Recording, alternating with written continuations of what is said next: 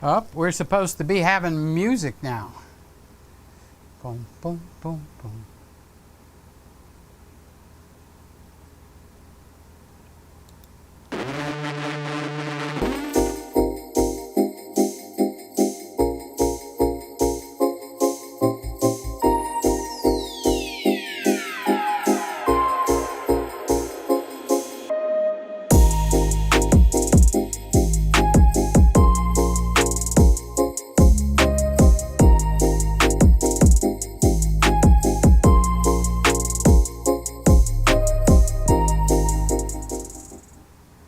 No, keep playing your music.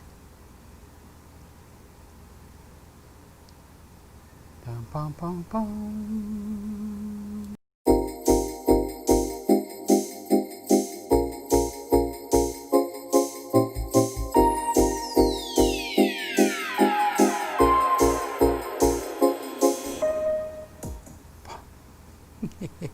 I will get this right. Don't worry.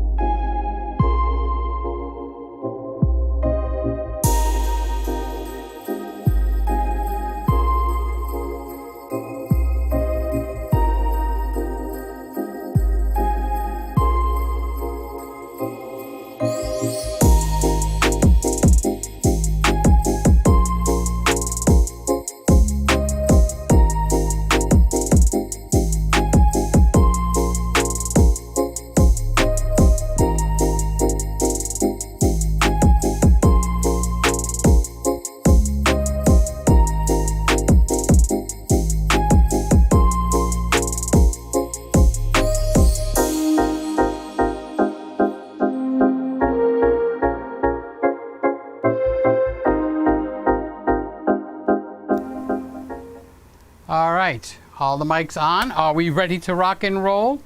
I spent most of this evening doing two things. Rebuilding the scenes and stuff in Ecamm, because don't forget, this is a new computer. And then the other thing, very little self-indulgent, is I made me a plate of chocolate chip cookies, because they're going to, if I turn them over, they're going to slide off the plate, to just kind of like indulge. So everything was running good, but for some reason the batteries in this was not working properly. So the lav mic when I'm pointing to this. So happy Friday! It's been a week. How's everybody doing? What are you doing? Who are you doing it with? How long have you been doing it? And did you enjoy doing it? It is Friday, and another week is gone. I did an impromptu this week. I did an impromptu live stream the day that this little puppy came in. And you guys know that what's been going on since, if you've been watching the other channel, kind of like, fighting with Apple. Just get me my new keyboard. I want a longer one. I wanted to see if they had an extension. I tried to pull this out.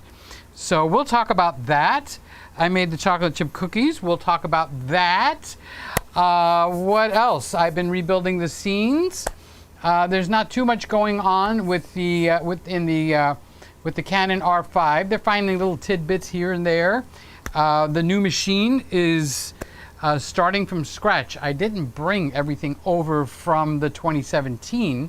I actually figured, hey, I'm going to start from scratch and let's see how it goes. Okay, so let's see. I did put the fan on high speed, and this is about as good as I can get it at the moment. So Do I be looking good or do I be looking good? So I do have to fine tune this, and thank God for you guys, because you're the ones that help me fine tune it. So I see there's some comments here already. Look at that, look at that. So I think from Ken, he wanted it charcoal, so there it is. What's up? How you doing, Scotty? Thank God it's Friday. I agree with you. And David Osler, why are you up at this time of the night, or is it morning? I get the hours. So I think it's like, for you, your day is started. Okay. So how are you doing? Yes, the new Mac is here, so you get to put your 2 cents in, David. Is it worth it? $3,800 in the door, $3,400 from Apple. So that is with, do I need to run down the specs? I think most of you guys know the specs by now. It's the 10 core, it's the 16 gigabyte GUI, the graphics card, the Radeon 5700 XT 16 gigabytes. I bought it with only 8 gigabytes of RAM, and then I bought 2 sticks of 32s. So these are the ones that were in the machine. They're 8 and 8. I don't want to just leave them laying out, okay? They got to have some value to them, right? So I put the 2 32s in there, and I was going to put the 8s in there also, but I figured, hey, I bought this machine for a reason, and that is so I can live record and live stream. So I left the 8 out, so there's 2 sticks of 32s. It was a breeze to put them in. You lay it down on, I put it on my, you know, like a mattress or something, because I don't want to scratch it. You open the back door, you take the 2 out, and I put these back in the same exact slots, which was every other slot, starting with the first slot near the bottom of the machine. So if I'm looking at the back of the machine and I have it open, but now it's laying down, okay, it's the first one and then the third one. It's not the first one and the second one. Just so you know, in case anybody's wondering, hey, how is that done? Okay, so I got the 64 gigabytes of in-focused memory and the 16 gigs of RAM, 10 cores. I did not get the glass. That's another $600. This room is set up for glare, like no glare on my cheeks, no glare here. If I put my head up, you can see the soft boxes. See the soft boxes? That's what's across the room. Okay, but I have it set up so that it's up maybe a little bit higher, a little higher than 45 degrees up. So this way I can just kind of be normal. Okay, and then if I walk over here and I stand here at the Christmas tree, yeah, this is one thing I forgot. So, oh, I'm on the wrong camera. Let's go back. Somebody's got to be in charge around here. So I'll come back here to the Christmas tree, and I was pointing out that one thing I forgot was to do that and hide that. So we're not going to play the Windex game tonight. But even from here, I have it set up so I don't get no shine. So I didn't think I needed the, whatchamacallit, the $600, the non-glare. The computer I had before it doesn't have that. The 40-inch monitor that I have right now doesn't have that. So I didn't think 16. I thought I had turned off that. Randall decided to text me. You guys don't text me unless it's seriously, okay? Because I didn't turn it off on that machine. I'm not sure how. So no texting Peter if you have my texting while I am live or going live, because the last 5 minutes is kind of like running around here. You'd think I know. Friday night at 10 o'clock, hello. And then at about 9:25, 9:30, I decided, well, I'll go take my quick shower. And I said, oh, I'm going to put some chocolate chip cookies in the oven. So I put some chocolate chip cookies in the oven. So I did that. And then everything was fine. And I came in, I figured, oh, there's got to be a glitch or something.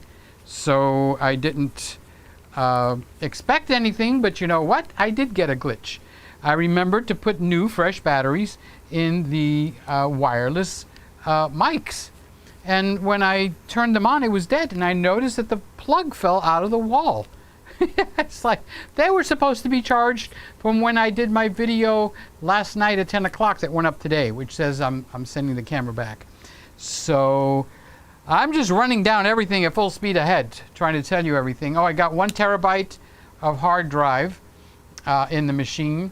And the reason I didn't go for 2 terabytes is for 1 extra terabyte, it is $600. So that is just too rich, you know. I was able to get financing for this computer. I never really explained it to you guys. Let's see how many we got. We got 12 people in here, so it's basically us. And there's still more of us coming in. So I was able to get it financed through the SBA.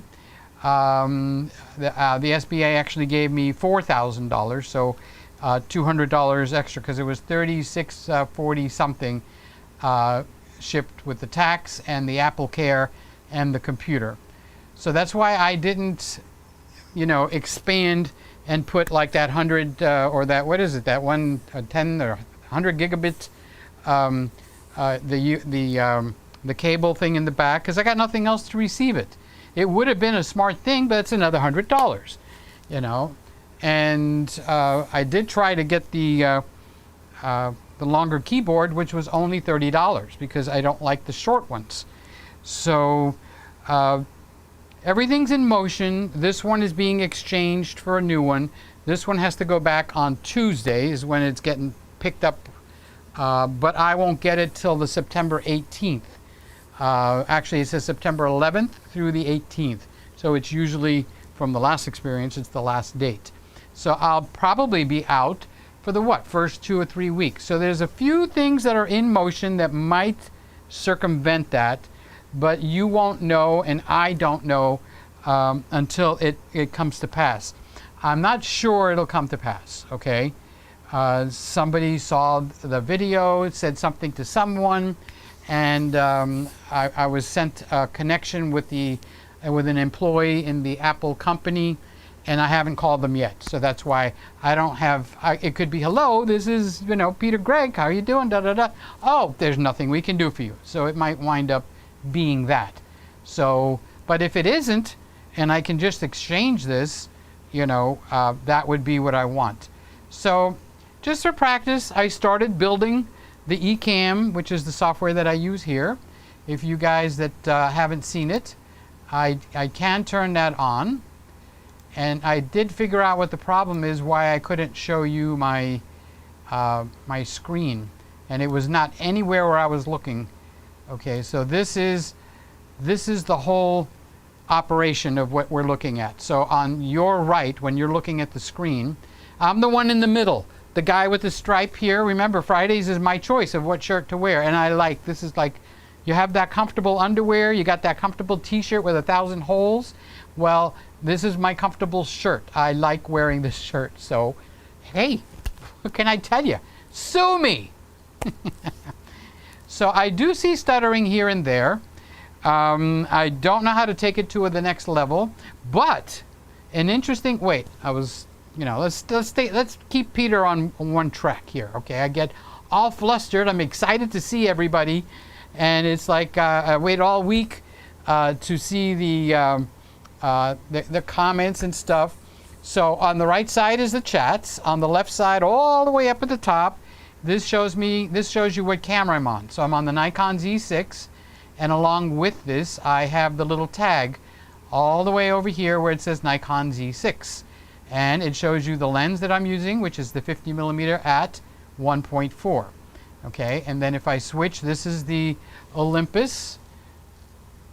One good thing about close-up is I can see my hair's not combed. Okay, so this is the Olympus, and again, show only in this scene is the Olympus EM1 Mark II. So see down here where it says overlays in this area?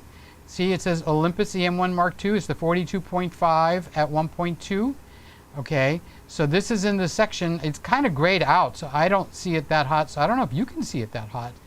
But it says show only in this scene. So that's the same thing that happens with this camera. Down here, it's only in this scene. So that's how I'm able to tag anything I want. Now, I wasn't able to get the blue thing across the bottom, and I need to update it. We got two, where am I? 2 donations this week. Wow, who would have thought? So one was $1 million. So did you hear? We're all going to Miami Beach, and I'm renting the 100 rooms for the weekend, and I'm flying all of you guys in and all that, because the guy that gave the $1 million said I would like to come and visit. So if everybody can kind of stay in their hotel rooms, and then we can go out by the patio and stay 6 feet apart, and everybody wear masks. You'd think I would be smart enough to have a mask in here, and I am. I'm not as dumb as you thought. I'm not as dumb as I thought. So we'll all wear masks and stuff like that. So when that guy's check clears, then we'll have that meeting. Until then, we'll just keep meeting like this. That's just the way it is. So underneath here is the music. So this is my applause. Hello, I'm applauding you. Yes, and so on and so forth. I don't know if you can actually see the taskbar at the top, but you can see the temperature. You can see the RPM is 2,700 RPMs, and the temperature is 59, 62, 55. It bounces. It doesn't just stay in one spot. But this computer is able to stay cooler than the 2017. I don't know if it's because it's cleaner or if they put a more impactful fan or just improve the airflow. So this is, oh, and down here, this is how I can tell. See where it says sound levels? This is how I can tell that I'm getting out, because see the green bar? I make it so it comes just so it hits in the yellow area. So when it hits in the yellow area, the red will actually overmodulate. So I did bring all the settings from the old computer because I'm running all the sound through the Black Magic, whatchamacallit thingamajiggy, the ATM Mini, not the Pro. Okay, now I just put it back to full window. And while I got everybody here, let's switch over to the default scene. And now at this point, I should be able to come over to you guys and show you my desktop. So let's turn on the desktop. Okay, so now you should be seeing the desktop. Okay, so if you're not, somebody needs to comment. So this is EOS HD. We all know that they are on Canon's behind, and they're showing us right now that the R5 overheats, blah, blah, blah, and Canon got caught with their pants down, but we knew that from the beginning. We were just starting to believe that they wouldn't do that. So anyway, this is EOS HD website. So you should be seeing now the Safari, which is what I couldn't do. And those of you that are interested, like, why couldn't I do it? Okay, the reason is, okay, let's get out of Safari, exit out. So now you'll see my desktop. See, I haven't done very much with this desktop yet. It's pretty blank. I did bring in Jingles' picture because I want that as my, what do they call that? Wallpaper or something. And now I can come back over here and you get to see me again. Didn't you miss me? I went all the way to Safari. I went on a safari. Okay. So I'm just giving you kind of like the grand tour. I mean, if it's boring, I apologize. Okay. But I figured you might want to see the grand tour. Okay. So now how do I know if I'm in the demo mode or not? They give you the option to give me a red bar around the entire screen. So when that red bar is there, it's like a red frame. That's all it is, with a little thicker frame. So that means it's hot. The desktop is hot. Did you see that stutter, or is it only because maybe it's going HDMI? Okay, I'm so stutter sensitive now. I have to get over it because, you know, the Randall's Tower will stutter also. You know, I just completely forget about the stuttering over there, but over when I'm using the Mac, it's like I'm super, super sensitive. So let's get back on track. All right, we got 16 people in the classroom, so we're filling up this classroom. We got 6 thumbs up. And I left off at David Osler. By the way, thanks, David, for coming in. And I do watch your stuff. I don't comment every time, because then you go, oh, it's Peter. Well, I don't want to break your flow and stuff like that. But if I have something to say, I'll get in there and I'll say it. Don't worry about that. But you are, just so you know, you're one of the few people that I know, and I don't watch a lot, that actually successfully live stream. Because when I started doing live streams on my channel started to tank. I think I lost almost 2,000 subscribers because the people that had signed up were going like, I didn't sign up for this. I don't want to see live streaming. I want to see your regular how-to, what is, and just your regular shows. So they were going like, I'm going to unsubscribe. Screw you, basically. So that's why I moved it over here. Now, I like doing the live stream. So I'm flowing with the way you guys basically have trained me. And that is starting from February. My only way I can think of to help in this COVID garbage that's going on and afflicting people was to actually start getting together every night. So I got used to 10, 11, 12, 1, 2, 3 in the morning. My body got adjusted to that after February, March, April, May, June, July, and now we're in August. So that's like 7 months of live streaming. But let's go back to July, because up to then, I was live streaming every single night. So then when I started switching out of that in July, guess what? 10, 11 o'clock at night, I go to bed, 11:30, 12 o'clock, boing, I'm awake. It's like this body is ready to live stream. So I was fighting that for a whole month, and in the meantime I was, fixing up stuff. I built the whole new Christmas room in here. So I did that, and I just, maybe 2 weeks, 3 weeks ago, I decided, you know what? Why am I going to fight it? The hair won't stay up. Sorry guys, it's just the way it is. Why am I going to fight it? So all this week, I said I started between 10 and 10:30, and I came in here, and instead of pushing the button and going live streaming, I pushed the button and I recorded a video for the next day, and I had it up by 5, 6 in the morning, and sometimes earlier. So for the last 2 weeks, is it 2 weeks or maybe longer, I have done a video a day. Now, I have never done a video a day. You know how people are going like, oh, vlogging is so tiring. A video a day, it's just knocking me out. Well, you want to know something? I just fell into that routine naturally. So, every night at 10, 11 o'clock, I'm recording.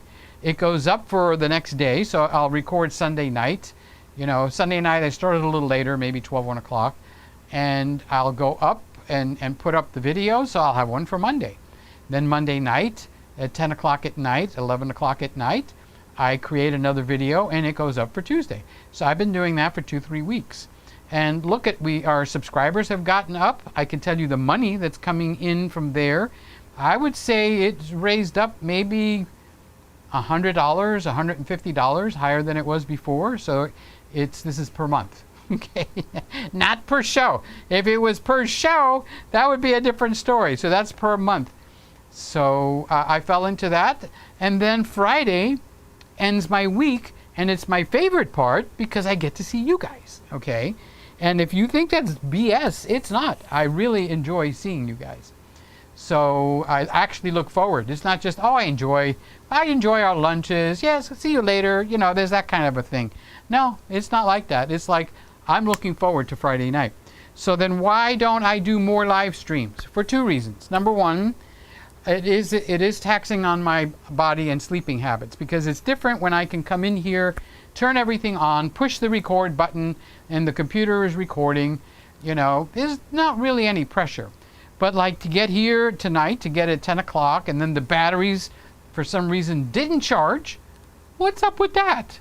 Did the battery charger die? Now I'm going to have to dissect that, but I'll do that tomorrow, which is Saturday. So the flow is working very, very nicely. So I get, I get my cake and I get to eat it too. So I have a 4K studio where I can put my 3 cameras up, which is, you can tell what they are. Upper right hand corner, you can see that's that camera, that's that camera. And this one tonight is the cookie camera. This is what I will be eating with milk. I'm going to have 1 or 2 tonight, and then a couple of more tomorrow. I would share one with you. All right, I'll share one with you. Can I eat your cookie? You know, would you mind if I ate your cookie, Scott? All right, so I will put that back. And I even have a GH4 tag in the upper right for the GH4. So when hell freezes over, when B&H gets on the stick, they are sending me what I requested for August. It'll probably spill over, well, with Labor Day. I don't know, might have to go back before. So I'm getting a 90D because it's a popular camera. It is just plain popular. My friend at Baby Back Maniac, which is a best friend channel. You know how kids have their best friends, and then you grow up and you're teenagers and you have your homies, and then you get to become an adult, and it's like, hey, we're tight, we hang out. Okay, so now we're YouTubies. I don't know. So I talk to Justin almost every day, every other day, and Simon, and Osvaldo, and Randy. Oh my gosh, the list goes on and on. I shouldn't have started naming names. Over at Baby Back Maniac, Justin, which has a very large channel. It's 2 or 3 times the size of mine, maybe more than 3 times. So he has a C200. You know how you want to climb up to the top, and you want better and better and better and better. And so we were talking, and I told him, and I'll tell you, the upgrade to the 90D, in my opinion, I'm sure you have 1 or 2 opinions yourself, is the R5. It is not the R, it's not the RP, it's not the R6. Now, does that mean you can't buy an R6 or an RP or an R5? No, it doesn't mean that at all. It just means when you have the 90D in your hands, what camera will give you what you already have? Don't leave anything out and take it up a notch. So the only one that actually meets that criteria is the R5. Okay, so now that could be fighting words. I understand that. I'm not disrespectful to anybody, and I don't have a problem when people have another point of view. Okay, but I do have a point of view, and my point of view doesn't just get tossed out with the cookies. Wait, I need to check something. I just want to check.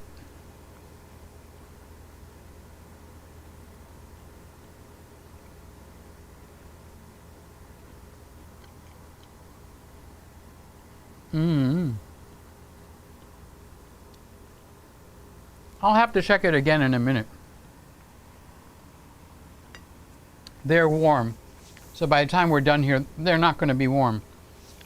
So I need to check on them and make sure the cookies are good. I can tell you from the first bite of the chocolate chip cookie, okay, it feels like it's getting warm. Now, I hope it doesn't stop being a cookie and overheat on me, because I could feel the warmth to the touch. You know what I mean? You know how some things you can touch them and they're warm? Like maybe a camera? This is warm, but I don't know if it's crippled. I don't know if this is a crippled cookie. I don't know if it's going to fall apart when it reaches a certain temperature.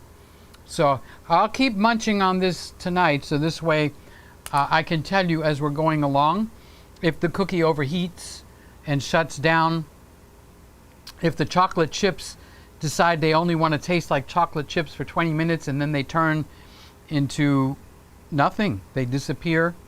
I'll keep you informed. I don't want you to be out of the loop. You know, a good camera company, I mean chocolate chip cookie, actually, you know, you can use it as a regular tool. You put it in your mouth, you bite it, you chew it, and after you chew it, the cookie gives you total chewing satisfaction. You know, it's kind of like Canon. Okay, I forgot what I was talking about. I know it was something where I got everybody pissed, but I forgot what it was. Oh, the 90D. Okay, so the true update to the 90D. So what's the important things that you have in the 90D? All right, you've got a magnificent shooting camera. So the RP, the R, the R6 and the R5 are good to magnificent in their shooting abilities, okay? High quality, so on and so forth, okay? So they all would match to being an upgrade to the 90D at that point.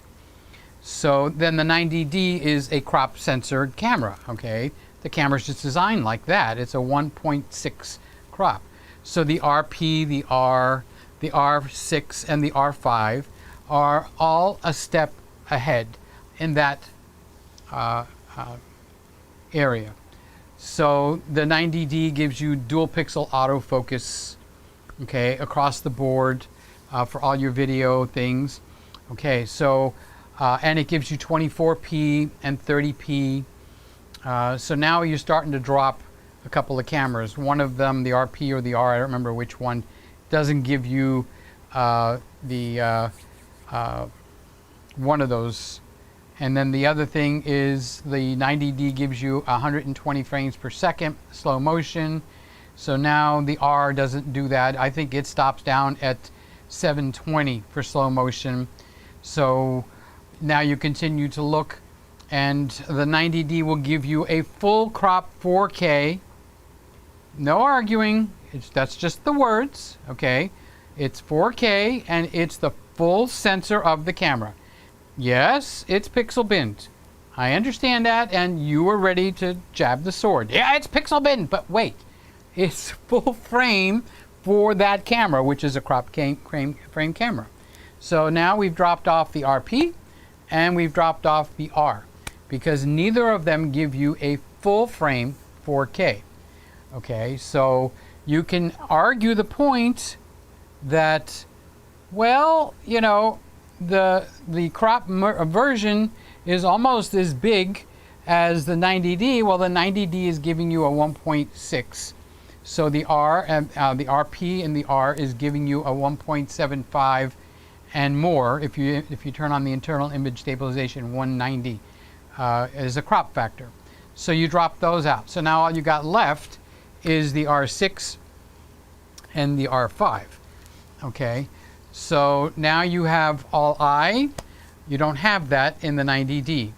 Okay. And I don't think you have that in the R6. That one you got me. I don't remember. But you do have it in the R5. So, and then the 90D will run no overheating 99.9% of the time. You can overheat any camera. I mean, if you go out to overheat it. Okay. So now that drops out the R6. The R6 does not have a full frame or a crop frame 4K ability without overheating. The R6 will overheat. Okay, so what's left? It's the R5. So the R5 will give you a full frame 4K without any overheating, and just like the 90D will give you its full frame of a crop frame, okay, without overheating. And then the 90D will give you a crop version of its crop version and not overheat. It's a high quality version in the 90D. And again, the only place you're going to find that with no overheating is in the R5. So the 90D, you move it up to the whole shebang being full frame, and you've got the upgrade to your 90D, and that's in the R5. Now, the R5 adds more. They put seasoning, salt, pepper, oregano, and all that stuff is messing up the recipe. The 8K overheats, or whatever you want to call it now. I don't even know what to call it. It's not overheating technically, okay? And I was watching you, Simon, and you said, well, if the camera does get hot, I do want to be protected. And that's a very smart choice of words. If something is overheating, I do want it to become protected. But what's being proven over and over, okay, you've got one little skirmish, and I'll tell you about that in a second. What's being proven over and over is that the camera is telling you, and the narrative is overheat, overheat, overheat, safety, safety, safety, overheat, overheat, overheat, safety, safety, okay? So the thing is, they're saying that, but other people are showing that that isn't what's happening. So you have a conflict going on. There's something happening, and people are trying to show that Canon is just outright tricking us. Some people will say they're lying. Other people will say different things. Okay, this is the Christmas room. This is a place where we're happy. So we're not going to get into beating the heck up out of a camera. Okay, but we do have to protect the people that buy these things. Simon bought one. He's using it on his channel. The Ordinary Filmmaker. As a matter of fact, every video that the guy makes is on the R5. So while everybody else is talking about the R5 this, the R5 that, Simon could very easily say, by the way, you're watching the R5. Everything that we're talking about, this is the camera you're watching. Simon could say that, okay? And he will, okay, or he does.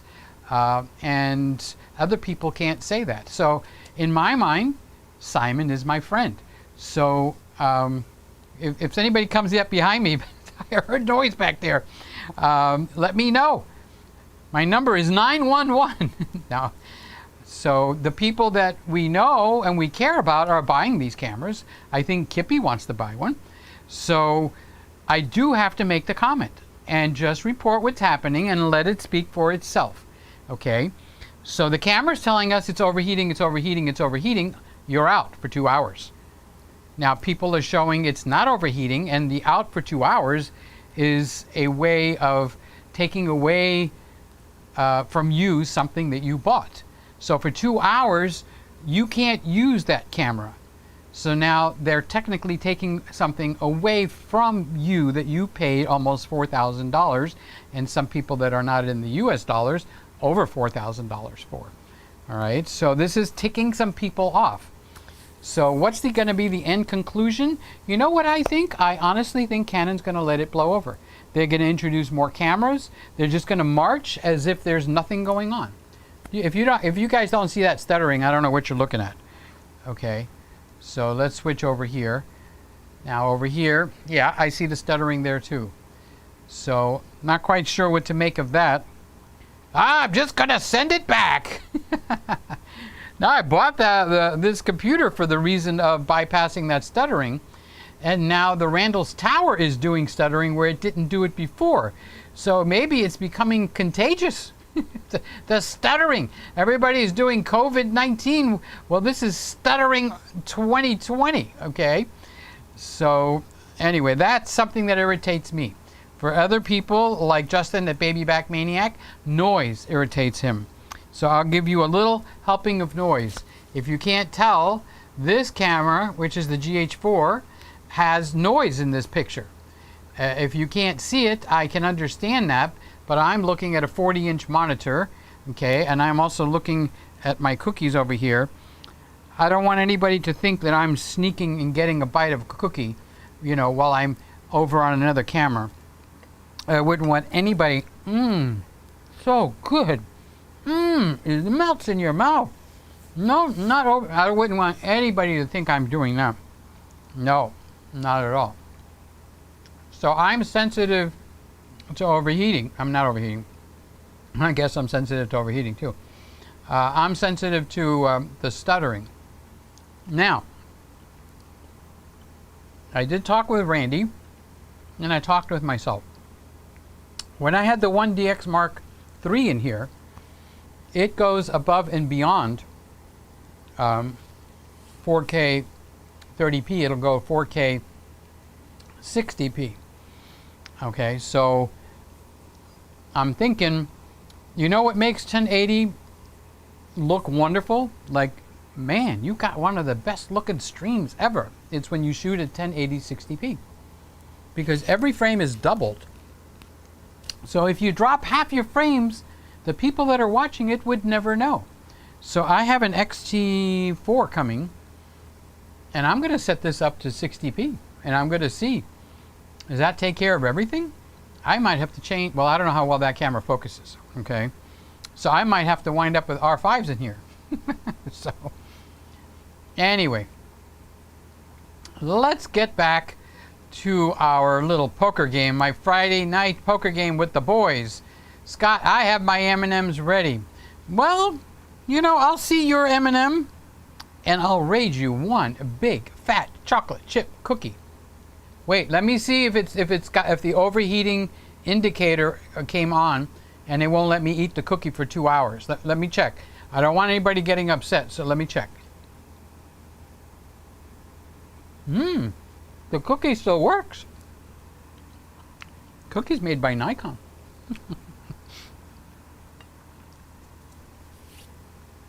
So Scott's got his M&Ms ready and waiting. Norm is saying hi to Scott. And Scott is saying hi to Norm. And here's Simon. I was just talking about you, Simon. Good Friday, Peter and Greggy's back to work next week. And the temperatures have started to... Oh, we finished with the warm, hot temperatures? Oh, boy. We've got another hurricane threat, speaking of weather. We could have high winds on Monday. So just keep your eyes open for that. I know I am. I really don't expect anything to come from it. But that's why they call hurricanes unpredictable. Because you don't know what the heck is happening. So he's saying, Simon's saying hi to Norm. And they're talking about the weather. The weather outside is frightful. Oh, that is one more thing. I did connect this up. Let's see if this works. The weather outside is frightful. The fire is so delightful. I've got the reverb up too high. Let it snow, let it snow, let it snow. I was practicing singing songs, so I like reverb, so I put it up. So now I got things more along. God, I hope it's coming out through the YouTube channel. So I did that today too. So I've been a busy boy today. Okay, anyone else have the R5? So Simon wants to know if anybody else has the R5. I'd like to know, anybody get an R5 where you actually got delivery of the camera? Speak up, I'd like to know. We would all like to know. We want to put you on the spot. That's what we want to do. Oh, you have the R5? Well, now you owe us. So, hello David, Norm says. The new Mac was sent home this morning. Wrong keyboard. Very funny, Norm. Keep your day job. Don't, your stand-up comedy. Ordinary says I didn't hide it at all. My hands were full, but I already explained that. So Norm says the Windex is right there. Boom, there it she be. Scott's laughing out loud. There's Woody and grandkids. Hi, Peter and Greggy's. Everywhere I had to catch up on your daily videos due to a trip to Warm Springs, Virginia for a little getaway. I bet that was nice. What's the proper thing for everybody to turn to you now, Woody, and ask you? Did you take your camera? Seriously? And my guess is you're going to say, no, I took my phone. And that there is the reason why camera companies are starting to flounder, okay? But I still have a problem with taking the pictures here. I would rather have a camera in my hand, but I'm a little different. I understand that, okay? I've had a camera in my hand since I had my thumb in my mouth. No, not that young. But good to see you, Woody. I love this gang. I pray for you guys every night. I pray for him and what's his name and what's her name and him and her. Well, you know what their names are, God. No, I want you to tell me their names. Write it down. Oh my gosh. Norm says Peter forgot to hide it. Well, that isn't exactly true. If I could figure out how to cover the lens, I need to find the lens cap. I thought about it after I went live. So now it's like me hiding it now. Okay, everybody close your eyes. I'm going to hide the Windex bottle and we'll see who can find it, and then I'll put it in there and close the door.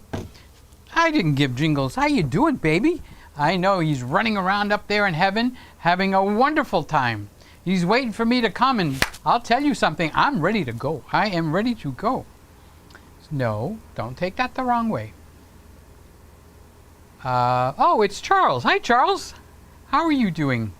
I was watching, and I said somebody else said ha when it was Charles. So I got it. I had the wrong name, Charles. Sorry. That's another thing. I'm going to go get my glasses up powered, okay? Because I'm used to the computer being right here. But the problem with the computer being right here, so all I have to do is turn and look at it. You remember for how many months? The computer was right there next to me. I had it in the corner, and I was able to see it easy as pie. Now it's a 40-inch screen, but it's like 2, 4, 6, 8 feet away. And don't think that it makes it easier by having a 40-inch screen. I probably need an 80-inch screen because I have a hard time seeing this stuff from that distance. So I think he's having technical issues tonight. Yes, chocolate chip cookies. Then I had a shower that was running late. And then batteries that didn't get charged because the plug fell out of the wall. But I don't worry. I have been keeping my eyes on the chocolate chip cookies just in case they're crippled. Okay? You're going to see it happen live. None of this EOS HD. Oh, and I was going to tell you, there's people on Fred Miranda that hate EOS HD, which is Andrew Reed. Okay? So they go, anything that Andrew Reed at EOS HD does is out. It's just all fake. And then the people over at EOS HD feel so that we got that kind of a battle to add amongst us trying to get down to the truth. So now I'm just making sure that the chocolate chip cookie has not overheated. By the way, this is not how I eat chocolate chip cookies. I don't eat them dainty. This cookie would have been done in 2 bites. Hasn't overheated yet, Scott, just so you know.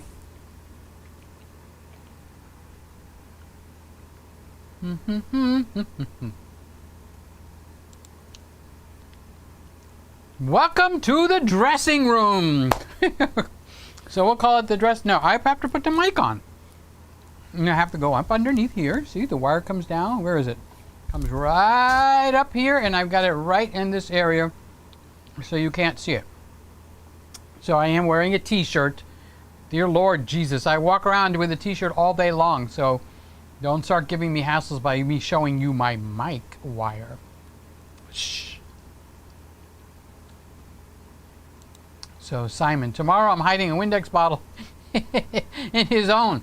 He can't take it anymore. He's going to hide his own Windex bottle. So tomorrow we have to go watch Ordinary Filmmaker, and we can actually play the Windex game over on his channel. Norm says that's a good one, Simon. No, he's going to do it. I know Simon. He's going to do it. Randall, I don't care about the Windex bottle. I want the ding-dong cookies. I'm keeping them in check for you, Randy, just so you know. Because, you know, Canon, I mean, well, I made these cookies. So the PeterGregg chocolate chip cookie company is known to cripple chocolate chip cookies. But so far, this PeterGregg guy did a really good job on these cookies. Look, they're fluffy. They don't flatten out. Took a while to figure that one out. The chocolate things are still melting into my fingers.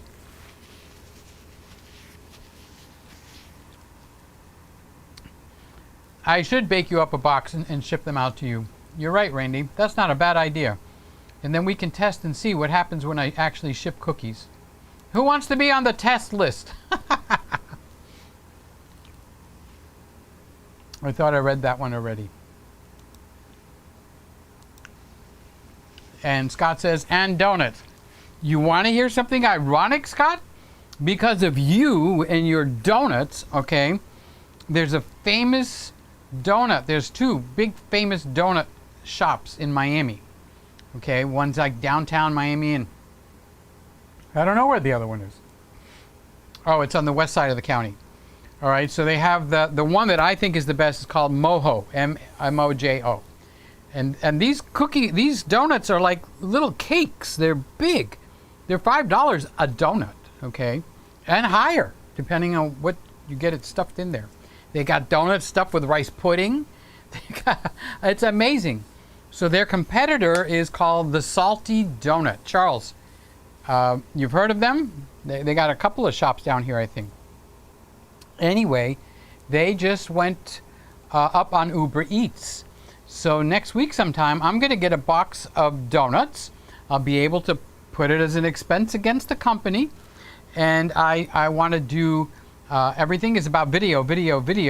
I want to take some creative shots with the Nikon Z6 because I've been trying to do more videos on the Nikon Z6. The Nikon owners and family like that. So I'm going to do a fashion shoot of the donuts and just show these fancy donuts and take nice still pictures. I'll take some inside. I'll take some out by the pool. But I'm not joking. I'm going to get a box of donuts just to do a video next week to show I'm going to wait till the X-T4 comes in, the 90D. Then I'll be able to take pictures with the Z6, and I'll be able to take pictures with the Olympus, and I will be able to take pictures with the X-T4. I'll be able to take pictures with the 90D. So we're going to have like a donut marathon. And people are going to go, what? You're in a Christmas room in August? They're going to go, what? All you can do is take pictures of donuts? Guess what? The answer is yes. You got it.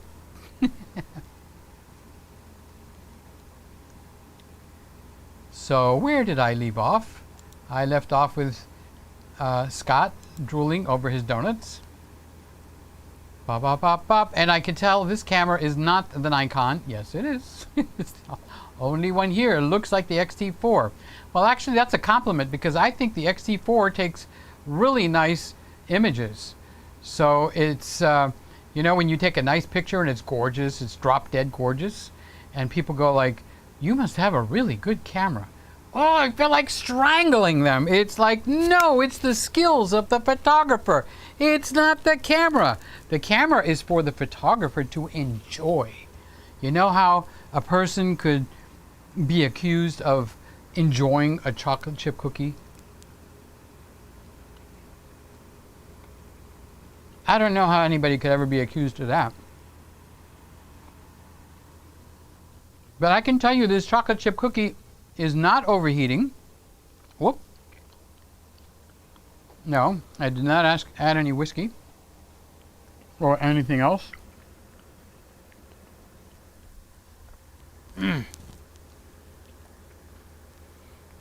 So I would say this is not a crippled cookie. The crippled cookie hammer did not do anything. I'm almost at the full life of this cookie. It's almost down to the end. Can you see? I have very little left in my hand. What do you mean you can't see?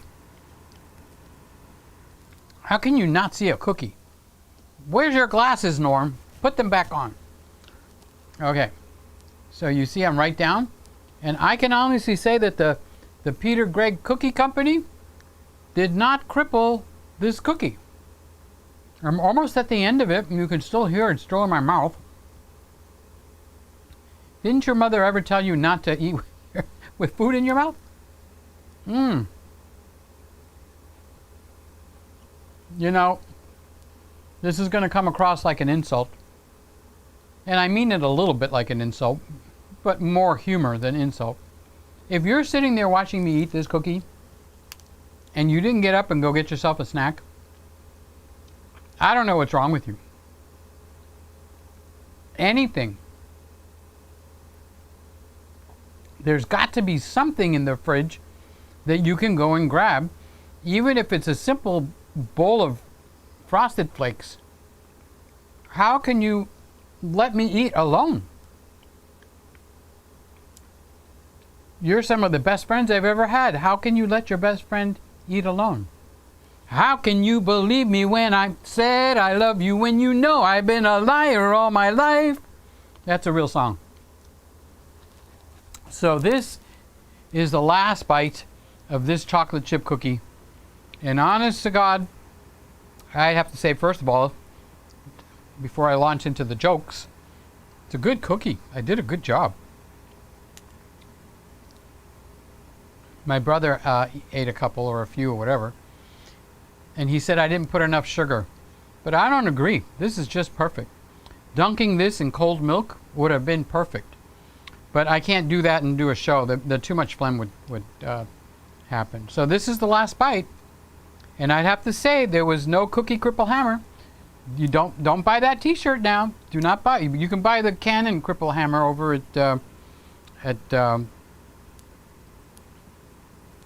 Camera Conspiracies. My buddy over there, Casey, who won't talk to me. He's busy with his girlfriend all the time. I can't imagine why. So I made it through this entire cookie. It was well made. It's soft and chewy, but not overly soft and chewy. The chocolate chips are good. I don't buy Ghirardelli anymore. They pissed me off. I do that. Don't go crazy. So this is just plain. I think this is either Tall House chocolate chips. This might even be Walmart chocolate chips. I forgot what bag I used. You want to know the secret to amazing chocolate chip cookies? I'll tell you in a minute.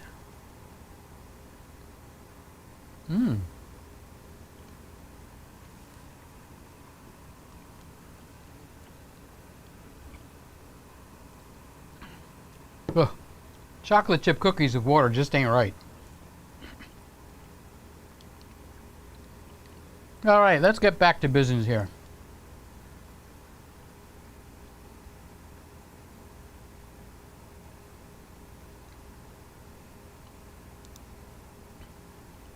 Simon says, if I hide cookies, the squirrels will get them. No, you're wrong. You're 100% wrong. If you hide the cookies, Liam is going to get them. Liam is as adorable, cute as a bundle little boy. What is he? 6 years old now? Yes, cookies. Oh. Let's see how many people are in here.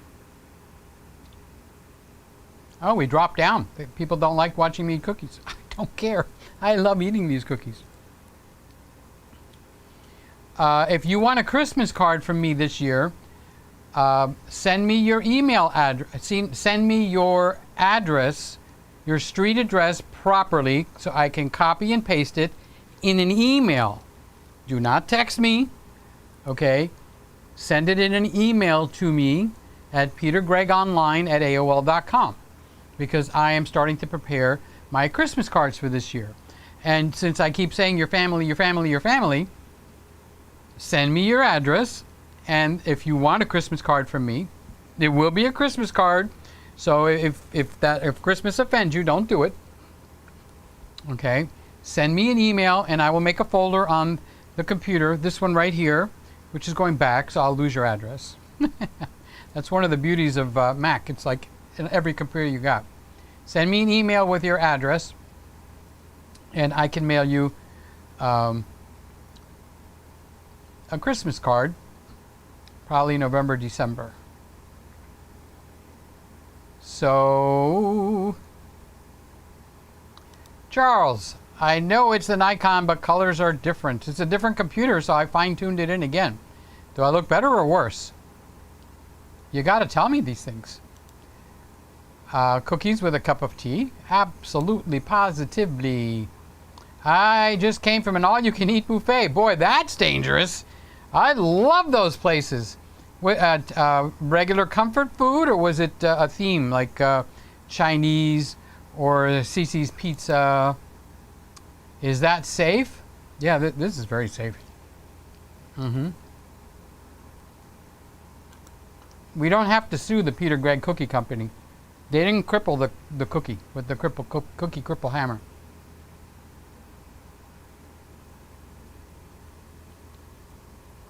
That Mac will be great for video editing.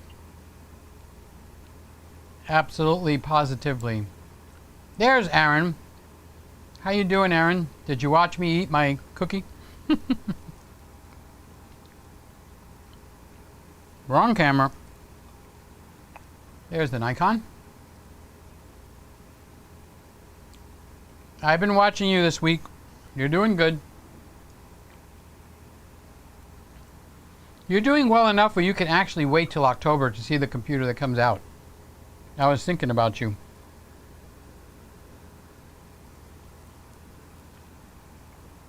You can probably wait until October, unless you've got that itch that you've got to buy something right away.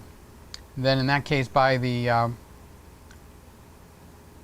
no, I'm not going to tell you what to buy, because then it'll be my fault if you don't like it.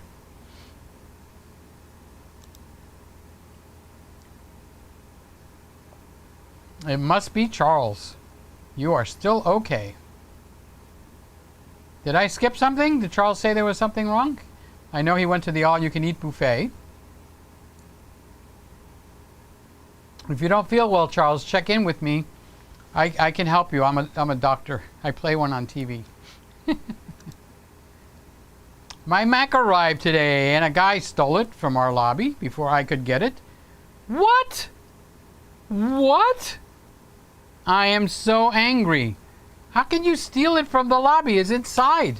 Well, I'm not going to ask 1,000 questions because I'm sure you're dealing with it, but that is really something to get you just, you know, for the weekend. I am so sorry to hear that. I'm sorry, Aaron.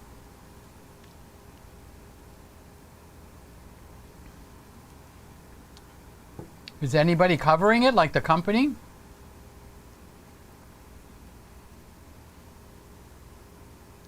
If not, let me know. Then I'll have to go and put in a super chat on your live streams. Charles says sad. He's in New York, Charles, just so you know where he is. So Mike says, hello, Peter. Hi, Mike. How are you doing? I've watched your skater thing twice this week, just so you know, besides the first time I watched it. I really think you need to make more of those. You do a really good job. It's like storytelling in almost an impossible storytelling setting. And yet it comes out where, what's he going to do? What's she going to do? What's she going to do? What's he going to do? You know? And then look at him up in the air, flipping, turning. Really good job. Really, really, really good job. Boom, boom. I would go over and show everybody's thing like I did last time, but on this computer I am not logged into YouTube, and I certainly can't log in live. That would be dumb. So, good video, Mike. Thanks for coming in to saying hello tonight. Is there a reason not to keep the other gigabytes of RAM in the machine? Yes, it's in Peter's mind, just so you know. But I always have this thing that in the other machine, the 2017, that I have two 16 sticks in there and two 4s. Okay, and I had this thing down deep because every once in a while I'll see a video that, gosh, if your RAM isn't getting along, it could cause this kind of problem. And you need to rearrange it in this order or that order. And so it constantly stirs up the dust from the bottom. And it's like, all right, if 64 gigabytes is not enough, okay, then there's a problem going on, Charlie. You know, there's not me, I don't mean you, Charles. So that's what I'm thinking. So I put the two 32s in there, and so that I have no possibility of any conflict unless they're actually wirelessly connecting to each other here. That there's no possibility, and I'm more than happy. The most dangerous thing is when this thing goes back that I forget to take out my 64 gigabytes and put these two 4s back in. That's the most dangerous thing, because I just shipped out my 64 gigabytes of memory. So Randy said that he's going to make sure that he reminds me not to forget to take that out.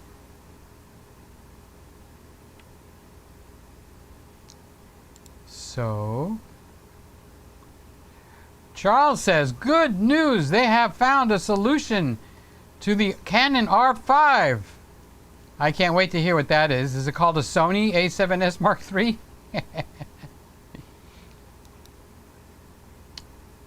Ordinary Filmmaker says the J. Marcus ran a test that prevents the R5 from overheating. It has to do with the battery door. I would not do it for the risk of harming the camera. I'd rather wait for firmware. I'd have to read on that because Canon is one of the companies that the camera will not operate unless the battery door is closed. Okay, so the Nikon is sitting on the tripod with a dummy battery. That means it's going down to a block, and then the block is plugged into the wall, and the battery door is open. Just for safety. I mean, I know if I'm going to be on for an hour or two or whatever we're on, you know, I'm not stupid, so the battery door is on there. So this guy here, the battery door is hanging open. It's just laying there open. So let me see on the GH4. Let me take a quick look.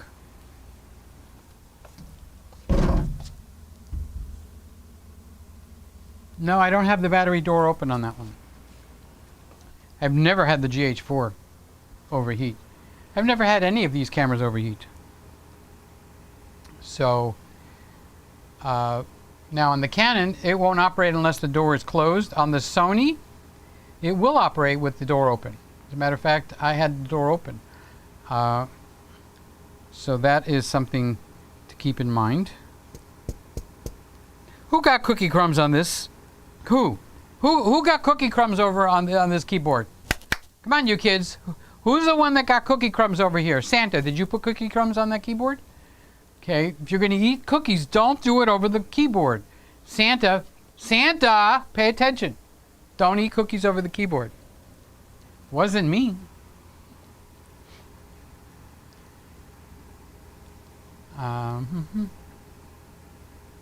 Okay, this should be interesting. With the door, I can't figure out what the door has to do with the sensor. I know that they took the battery out and it resets the overheating thing, but the problem at that point is you haven't defeated anything. You just took the battery out and it doesn't know that it was in an overheating mode. So now you're going to go back in, and if it's not actually looking at a sensor for temperature but looking at a timer, you could be screwed. I'm not joking, okay? So let's say they put in a timer that artificially shuts it down so that you don't really truly get what the camera says you should have. Okay, so who's watching for overheating now? Do they actually have an overheating sensor?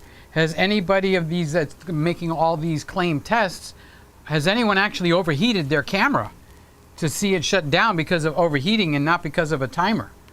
So let's say there's a way you could put it in a warm oven, not hot, and make it truly overheat, let's say within 3 minutes or 4 minutes.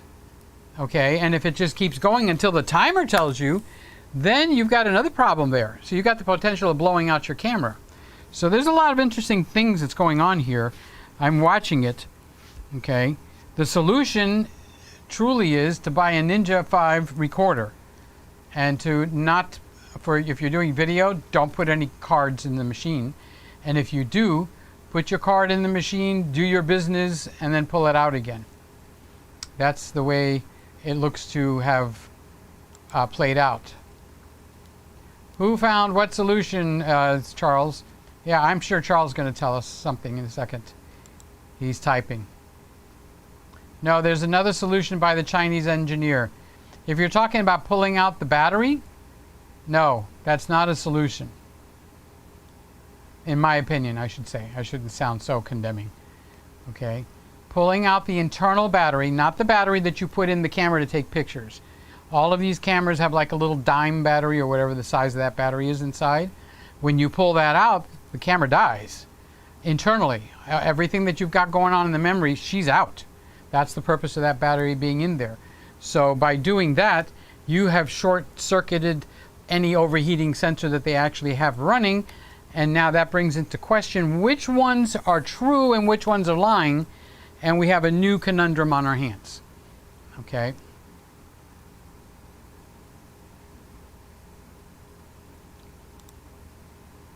With tape over the battery? I don't know what that means either. It was found by the Chinese engineer. The R5 has an internal battery like a regular, yeah. When removed, there is no overheating issues. Well, you were correct up until that very last sentence. When it is removed, it just resets the camera, Charles. It's the same as in the computer that's got the little things that you've got the memory, you got volatile memory, and then you've got the other type of memory. So by taking it out, you've just reset the overheating timer. So what they have found technically is a way to manually reset the overheating timer. That's what they have found. Now, don't you think that raises new questions? In my mind it does. It raises the question of, hey, who's watching the kids in the pool? Meaning, hey, who's watching here for actual overheating? If all of this is timer generated and a way to keep the camera from flowing or to keep the camera from overheating, let's give them the benefit of the doubt, and you reset it, okay, first of all, I don't think you have access to that battery that easily. So it's not like you're something going to be out in the field and do. And what if you pull it out and, oops, I dropped it? What? I can't shoot the rest of my African safari? I can't shoot the rest of the wedding? I can't shoot the rest of the president coming down Biscayne Boulevard, you know, and trying to catch him wave out of the car? I dropped the battery. Anybody see my battery? Wait, let me put my glasses on. Okay. It's an indicator of something going on. I can agree with that. And one of the indicators is it resets that timer. That's what happens when you pull out the battery. It also resets a lot of your other settings. They forget to tell you that part. You know, when you pull that battery out on any of these cameras, on my old Nikon, if you pull out that battery, and it's when you open the battery door, there's a hidden slot in there, and somehow you could pry it open, and with the tweezers or something, you could pull out this, it looks like a quarter or a nickel. It's the little, like, I don't think it's the 1, 2, 3s. It's the little coin battery. So it resets everything in the camera that you've got going on. So when you come back in, you've got to reset some of your settings that the camera didn't write into its memory brain. That's not a solution. It involves taking the R5 apart, okay, and pulling the small battery. The risk is high. J. Marcus has a less intrusive workaround by using a toothpick and tape over the battery port. I'll keep my eye out for that. I certainly will. There's Randy. How you doing, Randy? iMac does not have a mechanical hard drive anymore, so there is more air available to move around into the chassis. And maybe, oh, what are we running at? I forgot to look. 56, 54, 57, 55. Boy, it changes quite often, doesn't it? 58, 64. Ooh, we popped up. 59, 58. It's pretty good. I've got it set to full blast, and I do not have the ice pack gels on it. But I did do something else. I forgot. I did do something else. Randy, you would be interested. The Sonnet box. The Sonnet box. Let me come over here real quick, 1 second.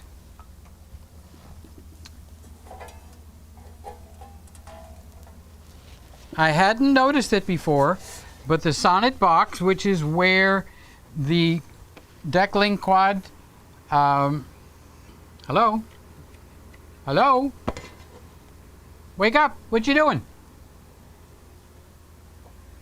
I think we found a flaw in the Nikon focusing system. Okay. Okay, so we have this card in this box. I took the cover off. And the reason that I took the cover off is because of you. I become sensitive to heating. And I've never felt this get warm before. So it was warm, and I'm going like, golly gee whiz, Batman. So I felt the bottom, and it's like quite warm. So I said, aha, if I told that to Randy, I know that Randy would say, oh, that's something we need to look at. And so I took the cover off, and I stood the box, it's laying this way, so I stood the box up on its nose. So the the cables get plugged in on the top now. And I have it turned, so you know that fan that we have that's blowing right across the Mac that we have right now? Okay, so I've got it going, so it blows right into the 2 cards that are in there. The Decklink card, which is one, and then the PSI controller, which is the other. And the Decklink has its own fan. You can see it right there. Let me switch it right here. Okay, so this guy has its own fan right there. Okay, so I could feel the card itself by putting my hand on the back side, not on the fan side, and the card is quite warm. So now that's another area. I'm just, I'm just shooting for straws here. So I wanted to let you know that I did that. And I just thought of it when I saw your name, Randy. So Randy was saying that we have more room inside the computer because they're using the SSD drives. It'd be interesting to see if they used the kind that you used in the Randall Tower, or if they actually used, like, I've got one out here somewhere, the little Samsungs. Charles says actually he proved a complete point. The camera doesn't overheat. He ran temperature analysis and it doesn't overheat. That's what I read there too. The highest it got is 62 degrees, which is why I'm telling you guys I'm at 55 C. I'm at 58 C. Now before, Randy had me put this fan control. It's called Max, M-A-C-S, fan control. That's it. And the name of the website is something to do with the word crystal. Crystallize, crystalline, something like that. Okay, so Randy had me put this in here. So before it was running 93, 98, 100 Celsius. Okay, and this is on the 2017. So he had me put the fan control in there, and for live streaming and live recording, we had pulled it down into 75 to 85. So we pulled it down a good 15 to maybe 20 degrees. And then when I put these gel ice packs up against the front, the iMac has a beautiful metal strip across the front. Oh.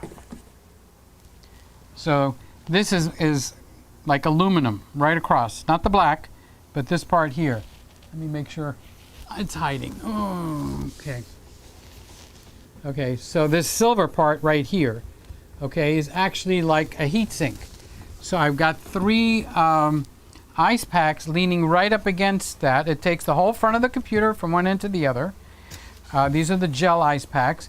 And I got little trays. I'll show you the trays. The lights are bright. Pardon my head. These are little plastic hot dog trays. Okay, they're not paper, they're plastic. Put them in the dishwasher. So I just lay an ice pack here and just lay it right across that metal.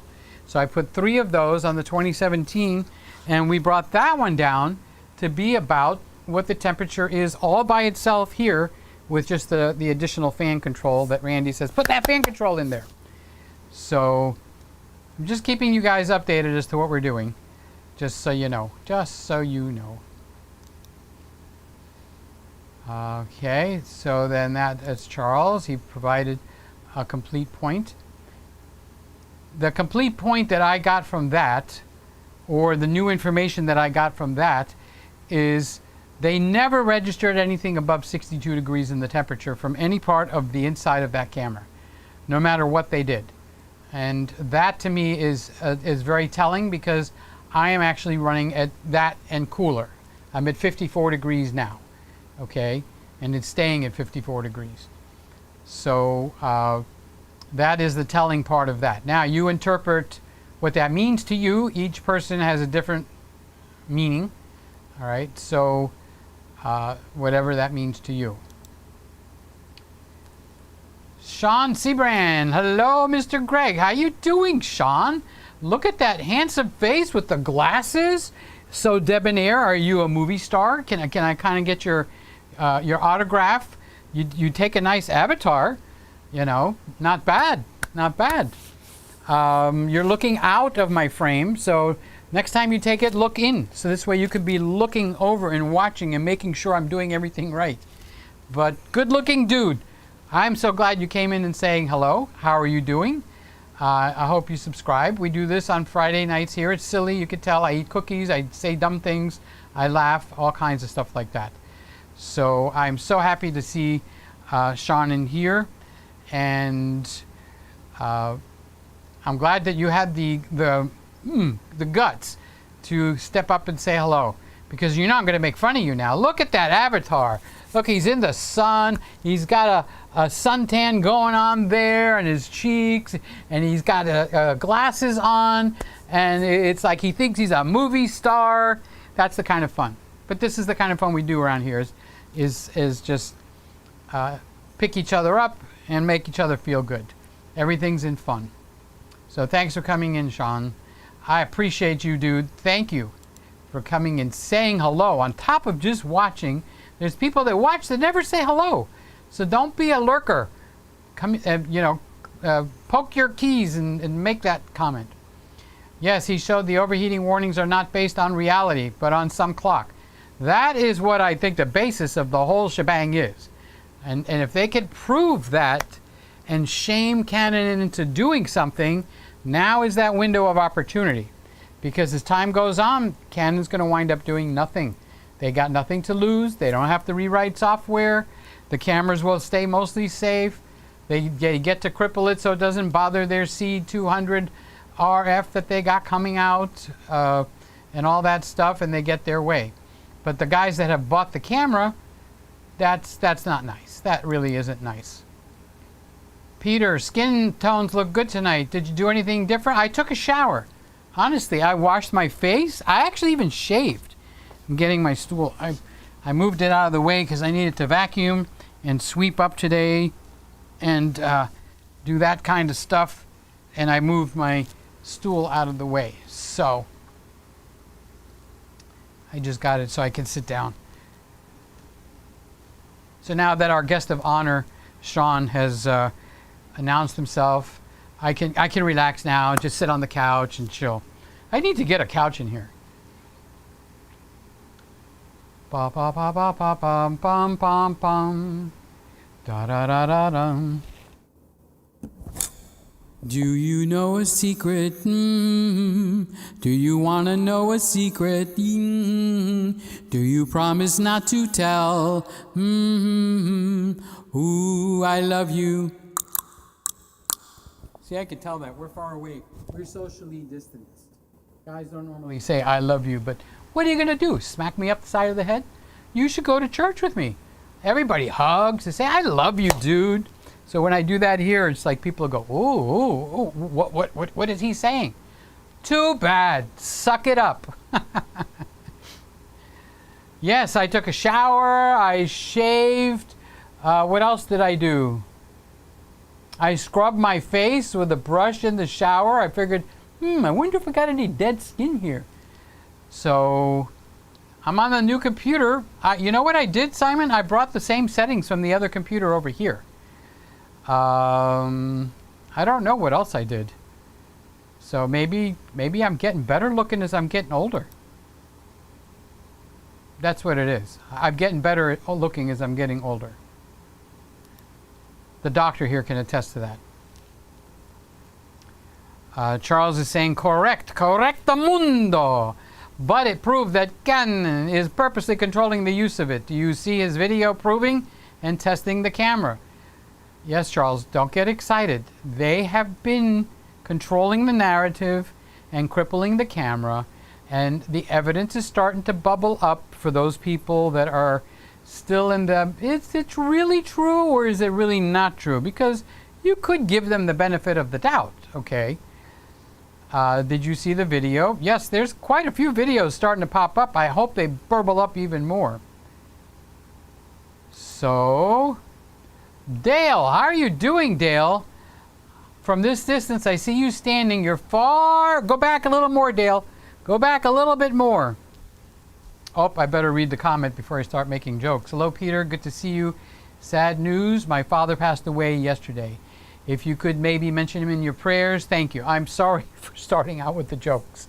I need to read the comments first. So I'm sorry to hear that, Dale. My condolences to you and everybody. Condolences here.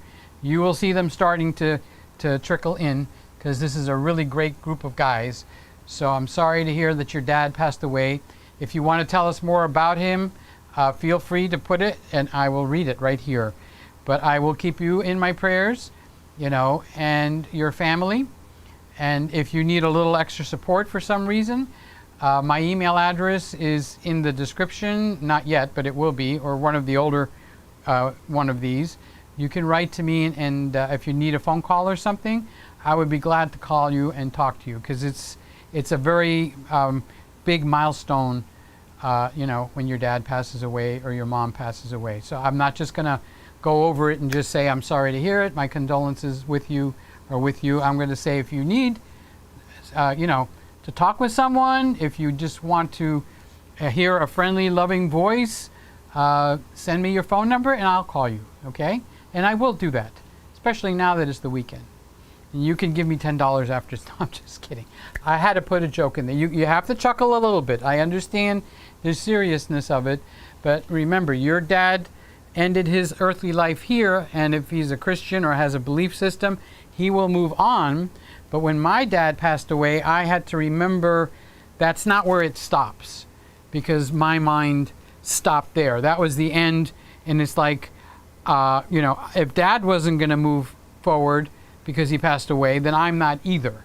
So I had to get over that hurdle and realize that he has moved on, and I need to move on also.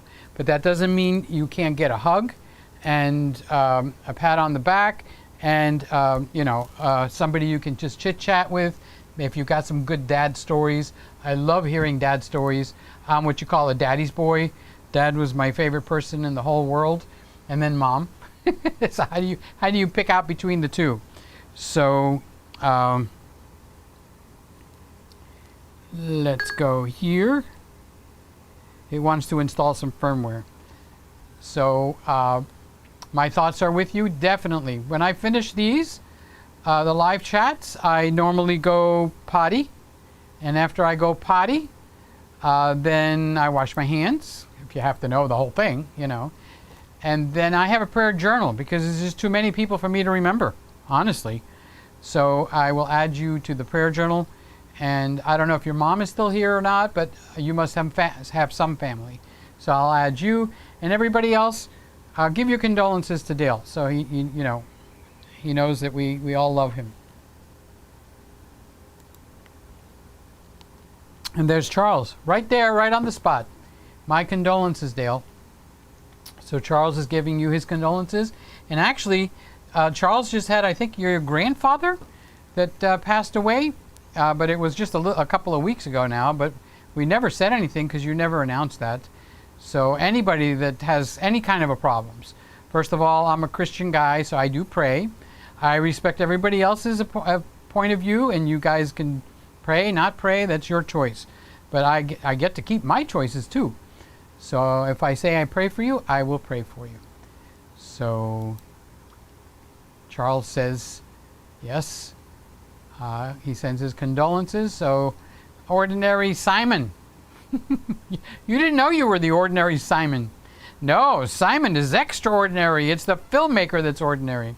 Yes, did you see my video where I covered the highlights? I've been on this like a 6-year-old on chocolate. What would you know about a 6-year-old on chocolate?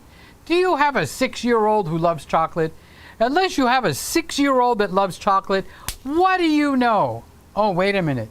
You do have a 6-year-old that loves chocolate. Actually, I brought Liam's video where he goes, I love you, Peter.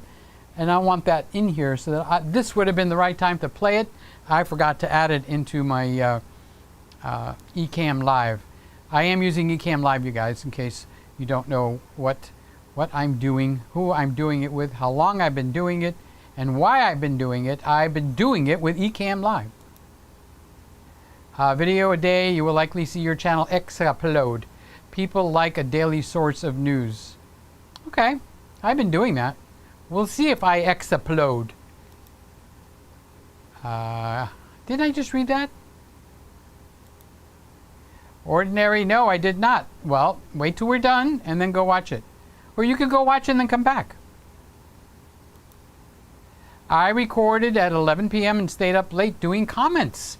Very interesting piece. Peter, what did you think of the story? I don't know if I watched it. I watched the fact that I didn't see that you were shooting on the R5, and I commented to you, but you said you were going to sleep, and I was going to call you up. I'm glad I didn't call you. Yes, have a delicious cookie for me. Enjoy. You like cookies, Scott? If you like cookies, let me know. I know you like donuts. Yeah, I heard they were planning on opening a new skating rink in hell. So I don't know exactly what that means. Sean says, nice. Whatever that means, I agree with you because I happen to like that word. The Christmas room, ask Sean, nice. PeterGregg, ask Sean, nice. All our buddies in here, ask Sean, nice. Sean, you got the word of the night. The word of the night is nice. And Sean is got it. He's got full control, full tabs. Don't forget to like, everyone. Yeah, what do we got? We got 13. Not bad out of a room of 15, 16. Okay. So if you haven't given it a thumbs up, give it a thumbs up. Do that. All right.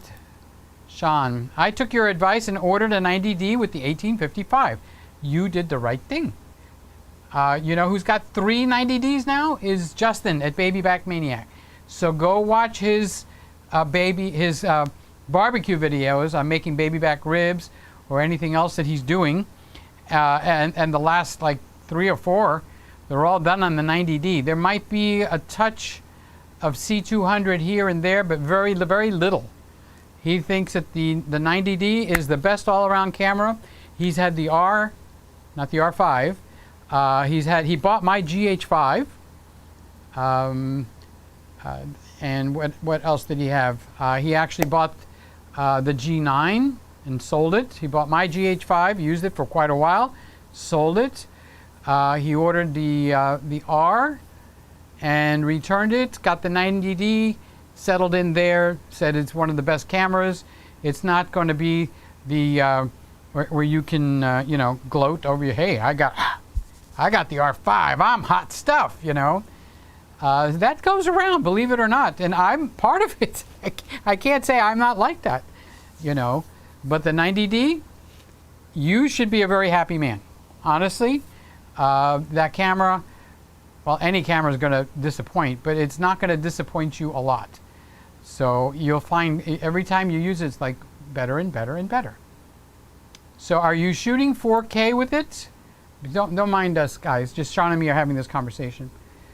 Sean, you should consider the 18 to 130. I think it's 135. I don't think it's 138, but whatever it is, maybe it is a 138. It's a very good lens. You need a low light lens, Sean. The 10 to 18 and the 50. So the 50 is your low light lens. Okay. So every guy has to have a girl. Okay. So your girl is the low light lens. It can be a 35 millimeter 1.8, a 50 1.4, a 50 1.8, whatever it is that you choose. You need a low light lens, and that becomes your reference lens when you seem to be having problems and can't figure out what the heck is going on. Okay, you put your reference lens on there, find out, tune it in. You ain't going to get any more light in there than a 1.4, but I got a feeling you bought the 1.8, but I'm not sure. So you ordered the 10 to 18, good choice, and the 50. Good for you. You really baptized yourself into that. Now I want to see, you know, when you have stuff, we can't put links here because I have it turned off, okay? But I have the PeterGregg Live group, all one word, PeterGregg Live group on Facebook. And you can paste away over there. People show pictures they've taken. Mike just showed the video he did with his 90D. Go over there. You have to, I only approve people that are like part of our group. So I'll recognize your name. Go to Facebook and go in there and then watch Mike's video, MDZ Photography. He just did a really well put together piece of boys. And there's a girl in there, I think, also, skateboarding.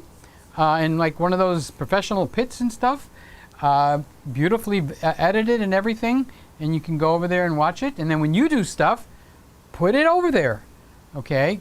And when I learned how to get the stuff on this computer I got to log in all these places again, okay? Because on the old computer, I was logged in. I could just go over Safari and go like, let me show you, and I would show, okay?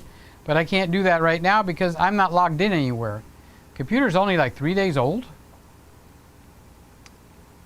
So Randall, you forgot the milk for the cookies. I started to get the milk, but you know, milk gives me, I call it mucus throat. As a singer, or I should say, not a singer, okay?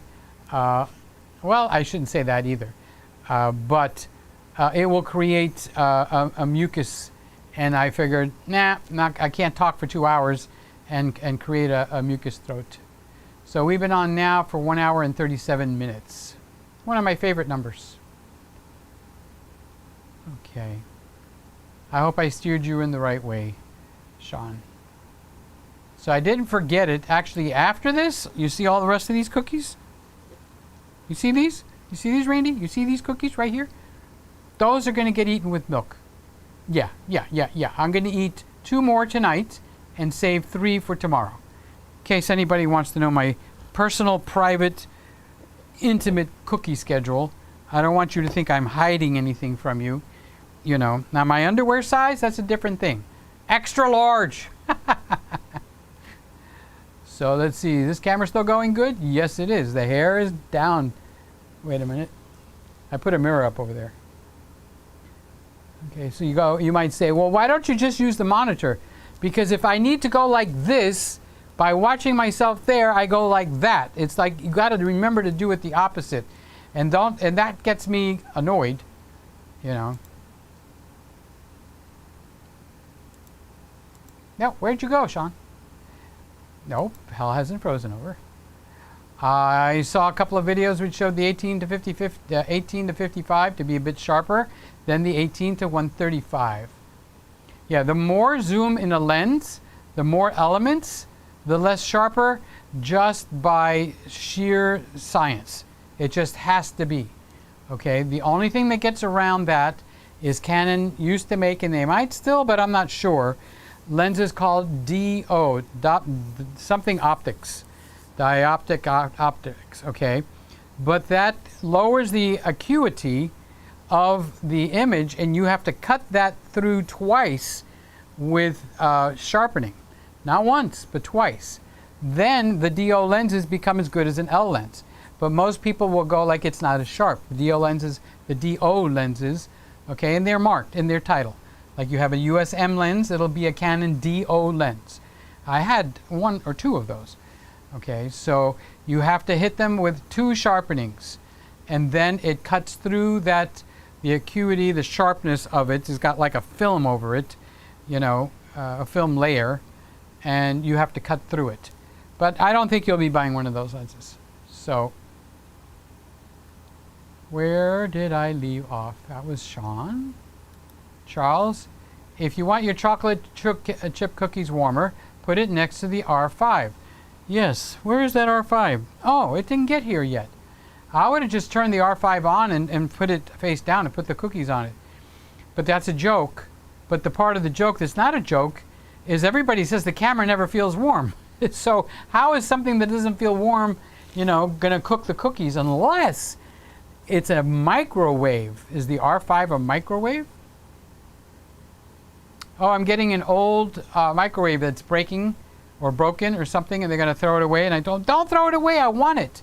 Because what I can do is I can cut the cord off so it can't get plugged in, okay, and put my phones in there and close the door. So if you want to know if your microwave is leaking, put your cell phone in the microwave. Don't turn the microwave on. Don't be dumb, okay? And then call it. If the cell phone rings, your microwave is leaking microwaves. It should not ring. The microwave should arrest all the microwaves, which is what comes to the phone, and you should not get any kind of a ring action. And that's how you can see if your microwave is actually safe. Boom, boom, boom. Here's my favorite Sean with the best smile in the whole wide world. And what has he got? He's got another smile, a double smile. Sean is a double smiler. There you go. You don't meet that many double smilers, but we got one right there, and he's part of us. That's right. See, I told you Sean was going to give you some attention. I got a new Toyota RAV4. If I drive at 100,000 something with 3 people in the car, I can only go 50 kilometers before it overheats. But if I drive by myself and stay under 50,000 or kilometers, I can drive forever. But I need to drive the car without the battery. Oh, the jokes are rolling in now. I can just see them coming in. Well, you know something? I am not discouraging it. I think that it needs to happen. It's Canon's fault. And I think that the pressure should be on them until they help. Hey, I'm over here. The pressure should be on them until they, bail out the people that have put stuffs. Stuffs? Is that a real word? Stuffs? Yeah, he stuffs the cookies with marshmallow. Okay, in that context, but not the way I said it. So they fix it. So chocolate chips make me run to the bathroom. Hasn't your mother ever told you? Don't run, walk. So don't be running to the bathroom. What do I smell? What's that smell that I have? You better run, boy. Go!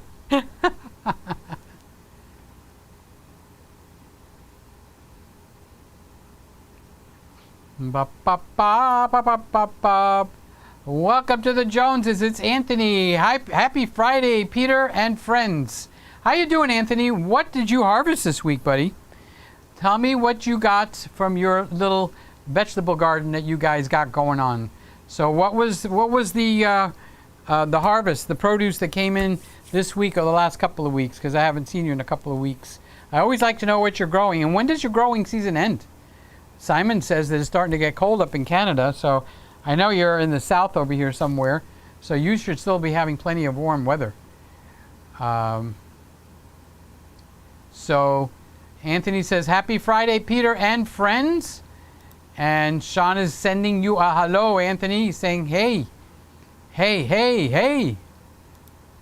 Firmware is coming. It will address overheating, but who knows how much, or more important, who knows what it will do. They might do something completely erroneous or laughable. That's better than erroneous. They might do something completely laughable. I'm beginning to sound negative on Canon, aren't I? And yet if I was going to buy a camera today, the R5 would be one of my top picks.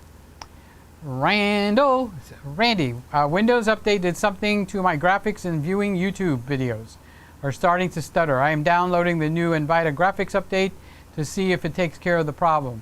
If you solve it, Randy, let me know, because it pretty much matches this iMac now, where I don't think I was getting any noticeable stuttering at all on the Randall Tower. So keep me updated to your events that's going on, Randy. I will let you know later in the stream if it worked on the Ryzen 3600. Okay. I got a Ryzen too. I don't know which one it is, but I got one. Randy is the gentleman that donated, for you guys that don't know, a full high-end Ryzen PC computer to the Christmas room, completely loaded with an what is it? The DeckLink quad HDMI recorder, and it's got the GeForce RTX 2080, and that thing just cuts through these videos like a hot knife through butter. But ever since that update, I'm getting stuttering over there. I think Windows got jealous. Good old Bill Gates, he goes, well, if Apple's going to stutter, then I'm going to stutter. And no, I'm not making fun of people that stutter. Okay, I realize that that is a real serious thing. But if I'm making fun of Bill Gates, I will do that. So why would the computer take a step backwards? It just ain't right. Okay, here's Luke. No, I mean Woody. I'm sorry, Woody. See how I got that one in? Tell Luke, he's one of our grandkids of this room, that we send him our love. Me too. I send him my love too. I took my camera for stills and video. Well, if you got anything that's postable, because I know you're protective of the kids, put it up over on, put a link to it up over on Facebook so we can see. And if not, you could just email me and I could look at them, and I will, of course, anything that's private stays. Whatever happens in Vegas stays in Vegas. Whatever happens in the Christmas room goes everywhere because it's all goodwill. So I'm glad to hear you took the camera. I am so happy. I need to speed this up. Put on the desk cam and hide the bottle. No, the desk cam won't hide. It's going to show you more of the room. And it's too late now. I'm ready to sign off. Put the GH4 on and hide the bottle after you get the milk. Well, actually, the GH4 would make it so. Technically, at this point, I could go hide the bottle. But I'm seated now. I am in a seated position. I am sitting down. Yes. S-I-T-T-I-N-G. I-N-G. I am sitting down. I mispronounce words sometimes.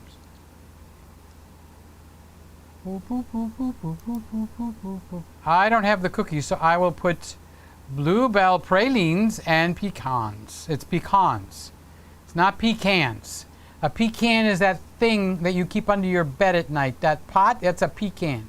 Okay, pecans is something that you eat. I'm honored to have been the inspiration for the Donut Marathon Danke. Danke Shane. Am I on the right mic? Yeah. Gosh, scared me for a second. Boy, that guy made a fortune with that. I saw Peter stutter with the cookie. No, the cookie doesn't overheat and doesn't stutter. Not at all. Mike says, I have wings in the oven. There you go. Now we're cooking. Now we're cooking. Now we're cooking with gas. I know, it's an electric oven, but hey. My favorite chocolate is Lindt. Lindt? I get that when I use the dryer. I get Lindt. Yeah, I'm not going to quit my day job either. Oh, yeah. Oh, yeah. Who does that? Scherer, the Scherer boys. Oh, yeah. Everything is, oh, yeah. I think it's Steven Scherer. I learned of him from Tim Schmoyer. He had him on because it's two brothers and they've got two channels and now, which they didn't have two channels then, and each of them are multi-million subscribers, and they're aimed at upper level kids, like mid-teens. So it's kind of like watching better than cartoons, but not quite an adult film. So it's like, I got a new keyboard. Oh yeah, you would like a new keyboard too, wouldn't you? Well, I'm going to go use my new keyboard right now, and I'm going to see if the bad guy comes and steals it overnight. Oh yeah, oh yeah. So that's where the oh yeah comes from. Just FYI. We have a Lindt store in town. Whoa. You can go buy chocolate by the pound. It's amazing how much chocolate is now. You think, oh, chocolate. You go to the grocery store, you get a bag of M&Ms or something, 59 cents. It went up 69 cents.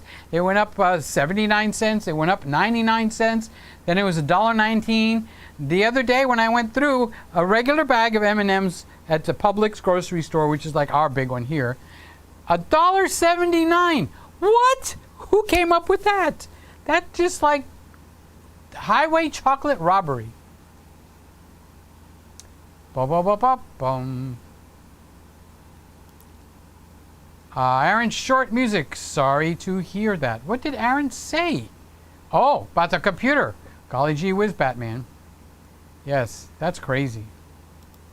Here's my favorite and most handsome Raymond in the whole wide world. It is Raymond.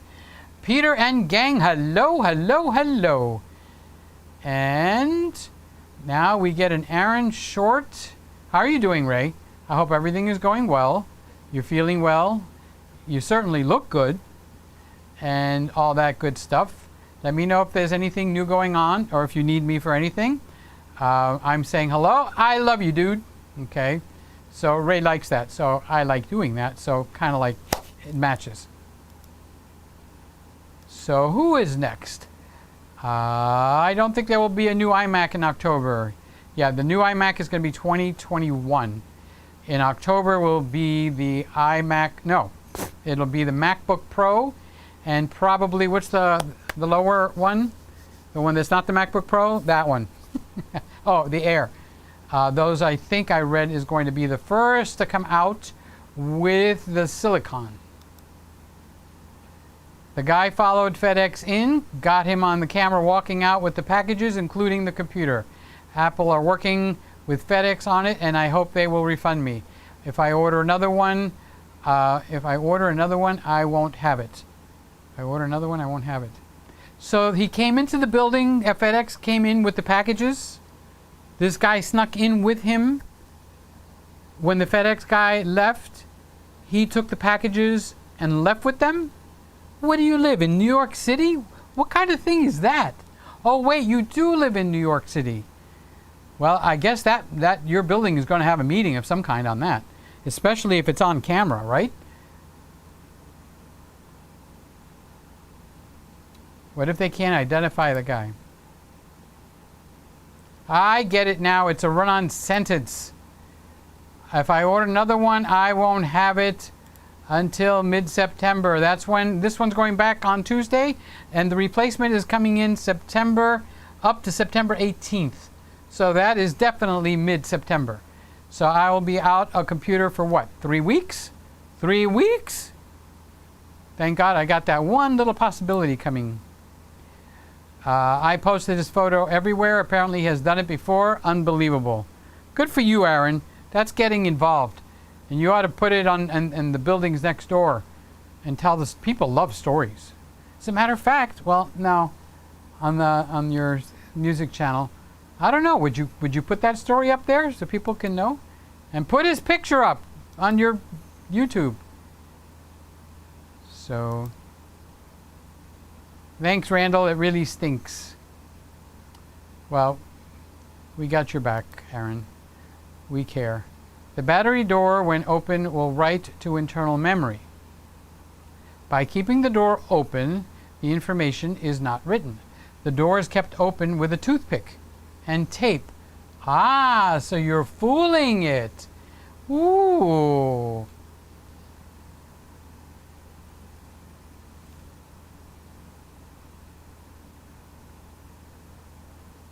Okay, that doesn't make sense. So if the camera thinks the battery door is closed, it's still going to write to its internal memory. You just have the door open.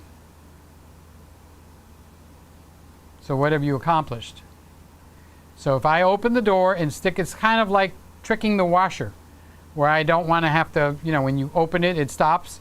Okay, so you stick something down in that hole, and the washer thinks it's closed, and the washer keeps on going. So if the camera thinks that the door is closed, okay, because you've tricked it with a toothpick, then it will keep writing. So it won't write when the battery door is open.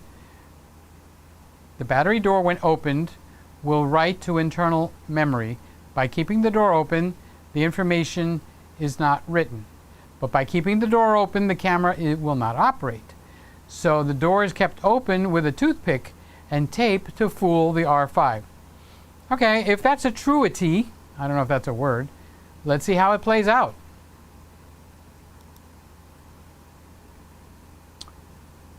Is that like a thought that just hit you, Charles?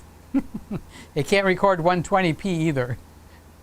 So Charles says the Ninja 5 cannot record 8K and it can't record 120.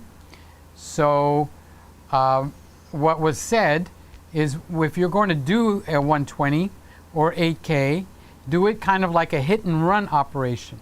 Get prepared, put the stuff in, okay, take the shots, whatever it is that you're going to record, try not to overheat the camera, then pull everything out, and you can go back to your regular 4K and continue on. If you go 4K HQ, then you're sunk.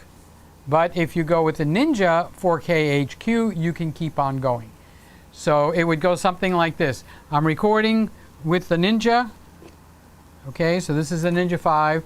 I'm recording with the Ninja 5, recording with the Ninja 5, recording with the Ninja 5. Let's say the kid's going to blow out the birthday, the kid's going to blow out the birthday candles, or the bride's going to throw the bouquet, or the grandmother's going to give a big kiss to her long-lost sister that she hasn't seen in 40 years. So then you open the camera, stick a card in there, put on the slow motion, record the kiss, record the candles being blown out, record the bridal bouquet being thrown, take it out, leave the card out, put the Ninja back on, and continue on recording. So that's kind of like hit and run. But that means you got to have a Ninja, and it's got to be mounted on the camera. Some people object to that, and you can get a cage for that, by the way. So here's Brian. Brian says hi. Hi. How you doing, Brian? I did see a video from Tony. He explains the Chinese engineer's findings fairly well. It does involve disconnecting the internal battery, reset the internal clock, and eliminate the mandatory. Take a breath, Peter. Hurry, hurry, hurry, hurry. 2-hour wait before you can start recording again. It did look like they used infrared to check the temperatures. Go ahead and check it out. His conclusion was interesting. There is a lot on there now, Brian. A lot. So most of this stuff is coming from EOS HD, the Chinese guy, and then another guy that's got the Ninja. And most of those are the feeders for that stuff. So I overjumped Randy here.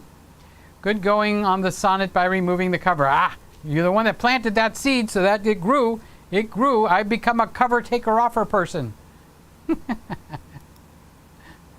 No, the SSD is soldered on the motherboard. You cannot swap it out. That means in order to get bigger storage, take a breath, take a breath, take a breath. It is either by an external drive or Peter is going to see his world tour again using the UPS tracking. Yeah, UPS tracking is a handful, isn't it? So Raymond says, Canon executives, before releasing the camera. This is what they were saying. So this camera might be really good. Too good. Too good for the price. What are we going to do to fix that? Very good, Ray. That's a good word. So Canon has already fixed the camera. Actually, Ray has solved the problem. Canon has already fixed the problem. You understand? We just don't see the problem the same way they see the problem. That was a good one, Ray. Good one for you. And who said Tom wasn't coming here? Dale, I'm so sorry. My dad passed away last week, and it's been rough. The Friday streams really help to keep things upbeat. I'm sorry for you too, Tom. I didn't even know. So Dale and Tom, it's a rough time. I lost my dad. Justin lost his dad, a baby back maniac, and it still affects him to this day. He calls me on his dad's birthday, and we reminisce about the mayor. Justin's dad was called the mayor because he would go down to the Chick-fil-A and just be the greeter. And they all loved him there, and they missed him and stuff like that. And my dad used to go to this little Cuban restaurant where they served the Cuban coffee, because my dad was very addicted to the Café con Leche and the other one that I never remember the name of it, but whatever it is, the one with just a little coffee with your sugar. And Dad would sit and he would read his Bible every morning in the corner. He didn't want to be obvious. So he would take his Bible, and of course, being our dad, we bought him a nice big cover with a latch and all that, because Dad keeps notes. He doesn't believe in computers. So there's notes sticking out all over that Bible. So he'd sit down there, he'd order the same thing. The girls know him by name. They come over, kiss him, give him a hug. And little by little, people would come over and go like, I see you reading the Bible there. my sister is sick. You think you could maybe say a prayer for her? And Dad would say, sure, I would say a prayer for her. Dad was never the one that would instigate anything, but boy, you start in with him, he's going to dish it up for you, you know. And he is just he is somebody to, you know, use as a role model. So when they're gone, like I said, it's a major event in a guy's life, in any child's life. I shouldn't pick out a particular gender. But I said it before and I'll say it again. I took care of both my parents in this house, in their bed. They passed away in their bedroom, in their home, did not pass away in a hospital with me holding their hand or my brothers. We were all there when both of them passed away and left. I was singing to Dad the whole time, church songs, songs that I knew he liked. I even sang some Greek songs, you know, that were not church songs, just like dance songs. And eventually he took a breath and it stopped. And the nurse went like that, it's not over. So that went on for about 2 or 3 minutes. And then finally he took his last breath. I was patting him on his hair, not patting him, just comforting him, holding his hand. He had Jingles under his other hand, and he took his last breaths. I was singing to him, and I could hear him as he was leaving. He was going, "Peter, shut up!" No, I just had to lighten up the situation because I'm getting ready to get emotional. So no, I saw both of my parents off. It completed their lives, and it took me a while to have that realization. Their life didn't stop. Their life on earth stopped. The body stopped. Those of you that are in the Christian faith, it's called their body went to sleep, meaning it's going to wake up. Doesn't mean soul sleep, like you wake, you know, you go to sleep and the next thing you wake up is, you know, whenever the next major event is on a spiritual basis, which for us would be the coming of Jesus. Okay, it doesn't mean that. It means there's no death for the Christian. And other faiths have other afterlife, you know. So that's something I had to learn. I can't stop there watching my dad take his last breath. Okay, and I did. All right, so I had to realize he went on. He went to New York City. Okay, but really, I mean, he went to heaven. It's a whole city. The Bible has got a lot of explanations of what heaven is like. You know, there's roads there, there's mountains, there's rivers, there's trees, you know, there's mansions, there's buildings. So all that implies a lot of activity. So it's got to be bigger, better, and more rambunctious than New York City or whatever major cities. So Dad went to another city. So now he's not coming back. I have to go there. Okay.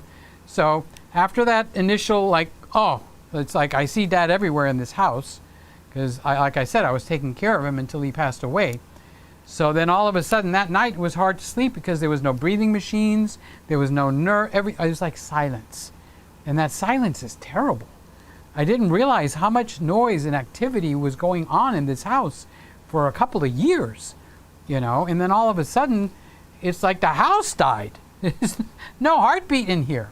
So this is Dad's office.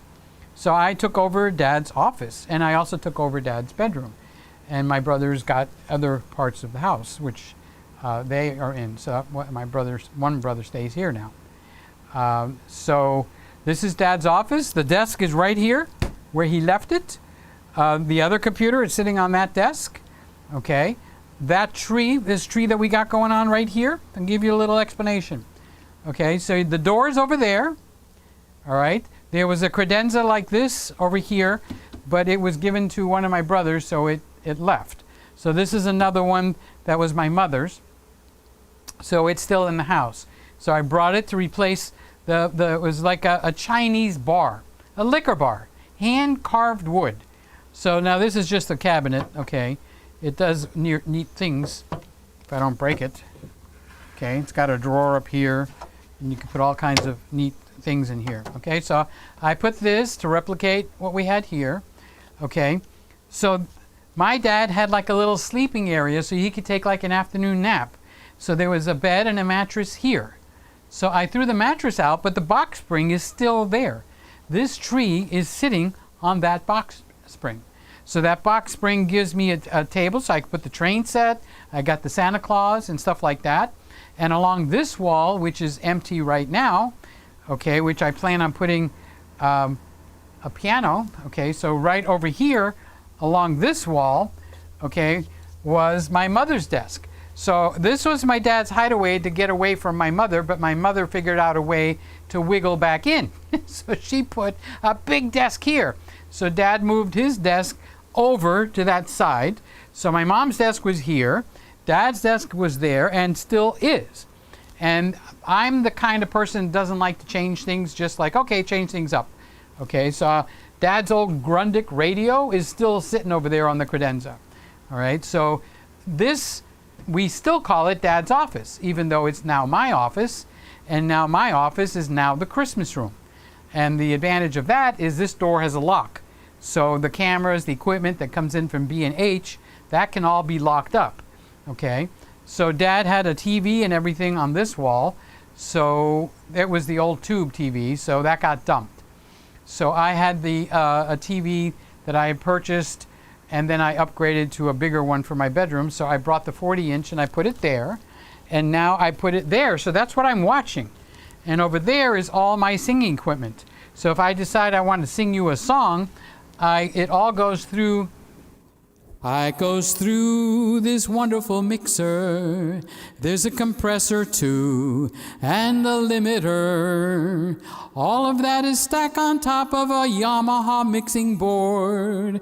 And I have an old-time cassette player and a amp that drives it all. So all I do is turn that on and I can sing, 'cause now I have it coming with a wire out of the headphone jack going all the way around the room and zipping over here. And that, whoa, what did I do? I just did something. Let's see what I did. Let's do a Control-1. Let's click here. Did I lose? Something happened. I lost the connection or something. No, it still shows that I'm streaming. I lost the connection to the big, whatchamacallit, the big 40-inch screen TV. So what does that mean? That means that I have messed things up and I can't read anything at this point. So just let me think out loud. Let me figure out which camera I'm on. So we are still live streaming, but I'm kind of like flying the plane in the blind right now. Okay? So what I'm going to do, I know what I'm going to do. I'm going to come over here and I'm going to unplug the HDMI and plug it back in and hope to God I just did not mess up everything on this planet. Nope, I didn't mess it up, but I didn't fix it either. Whoop. That's the wire that comes over from the from the mixer. So give me a second. Let me go over there. It looks like I'm going to have to do some live on the air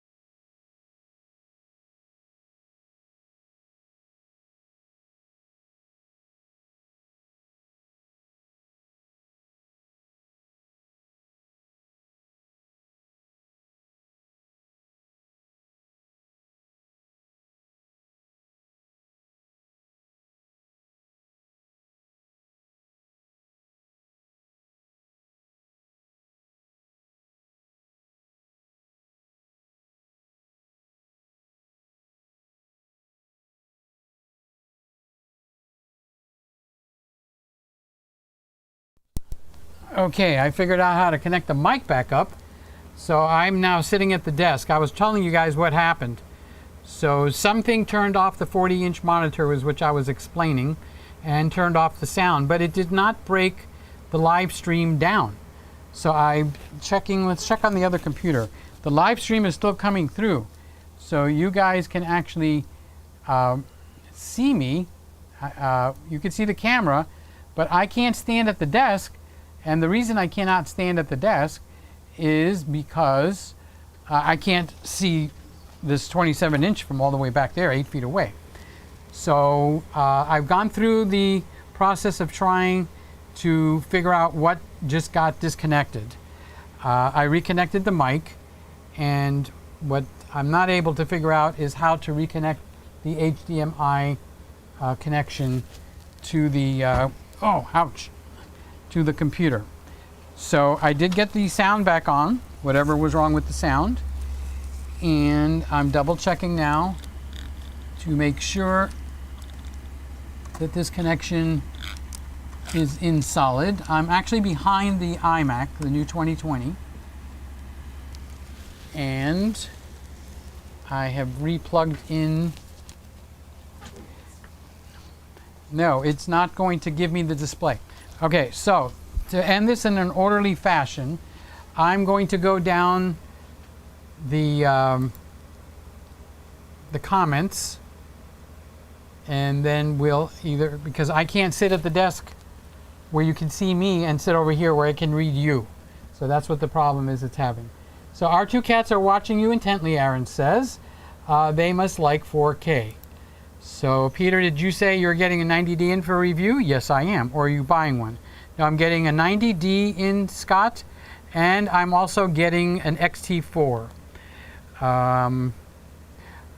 Autofocus for stills is what I need for portraits. If it's reliable, I will swipe my credit card.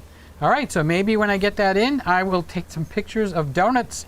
They don't have an eye, but I can take a picture of me, I guess timed. So Randy, the Ryzen 3600 is working good with the new NVIDIA drivers. Oh, I will see some stuttering on your stream. Oh, I still see some stuttering on your screen. Watching at 1080 now. Nothing else I can change, Randy, until we talk. The temperature is doing fine. We're at 58, 54, 63, 55. It bounces around. And here is Sly. And she's saying, hello, Peter, and all the Greggies. I'll sing you a song in a second when I go back over to the desk. But I'm just running through the comments real quick. Aaron says, I only saw a stutter once tonight.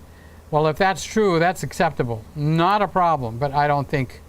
I'm testing it out. He's talking to Aaron, 1080p or 2K, no stuttering. Peter needs to walk around and not sit. Yeah, well, I would like to know what I did to kill the HDMI. That was crazy, crazy, crazy. Okay, so Aaron is 4K more stuttering. Yeah, 4K is going to give you more stuttering. 2K. What are you watching it on, Aaron? You're watching in 4K. Now, the advantage of 4K is everybody that's in this room is not watching 4K. Okay, so, you know, they're watching 1080 or 720, but the 4K is sending out a much clearer picture than you are ever going to get with anything below it. So that's why I want the 4K. But you don't have to watch in 4K. As a matter of fact, if you don't have your 4K, what do you call it? Television set up properly, most televisions are going to over sharpen it. So it's going to look, excuse me, too hot and too over sharpened. Sly, there's Sly, Sly, Sly. Those cookies look amazing. I'm hoping you can tell me how to set up the 90D when you get it. I bought both the 90D and the 80D. The 80D is much easier to understand. Okay, when I get the 90D, that's fine. You can also look through my old videos. I have a video that says how I set up the 80D the first time I got it. Okay, so you can do a search through the PeterGregg videos. That's actually my #2 watched video of all time since 2010. I don't know why, but it is. So those of you that are following along with me in the chat on the side, all you're looking at is a tree and you're hearing this voice. That's because I'm sitting right in front of the 27-inch so I can read these. So Randy's talking to Aaron. He's telling him to change it to 1080 or 1440 and see what happens. Okay. Okay, Greggies, I think the TV refresh rate, I think it's the TV refresh rate that makes it stutter. On the 4K PC monitor, I do not see the stuttering. Oh, that's interesting. When I play it back on my iPad, I do. 5K iMac and 4K TV may be the problem. Okay. Well, I don't know. What's the alternative? Let's put it that way. I mean the refresh on the screen. Okay. So Tom says, wow, that's an incredible story about your parents. Thanks for sharing. I'm sorry you can't see my face right now, but I'm almost at the end. And then I'll go back to the desk and I'll talk to you directly. But when I go to the desk, these are so small I can't see it. That's what the problemo is, you know. So we have, that's Tom. All of us have incredible stories about our parents. Tom, they've been there for most of our lives. And then when you see it end, it's a shock. It's shocking. There's no other way around it. It's a definite shock. Okay, so now how we deal with that shock is what makes the difference. Now that I'm so close, I can see the temperatures. 54 degrees, 57 degrees. I'd like to see it drop into the 40s. But it's right solid in the middle of the 50s. Hey, silent movies in color. Yeah, I lost the ability to see the big 40-inch TV. And the sound. So I restored the sound. I unplugged the 40-inch TV and plugged it back in, hoping that would fix something. And that did not fix it. TVs turn off sometimes when they don't get much video action. Well, we've done a 5-hour stream here, so I don't think that will make a difference, but I can turn the TV off. And then I can turn it back on, but it is showing me my desktop.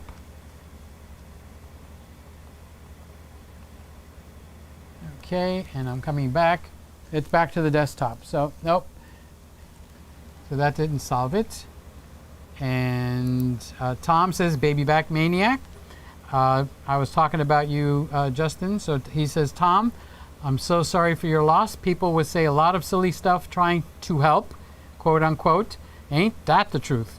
And some people won't know what to say, so they'll say nothing.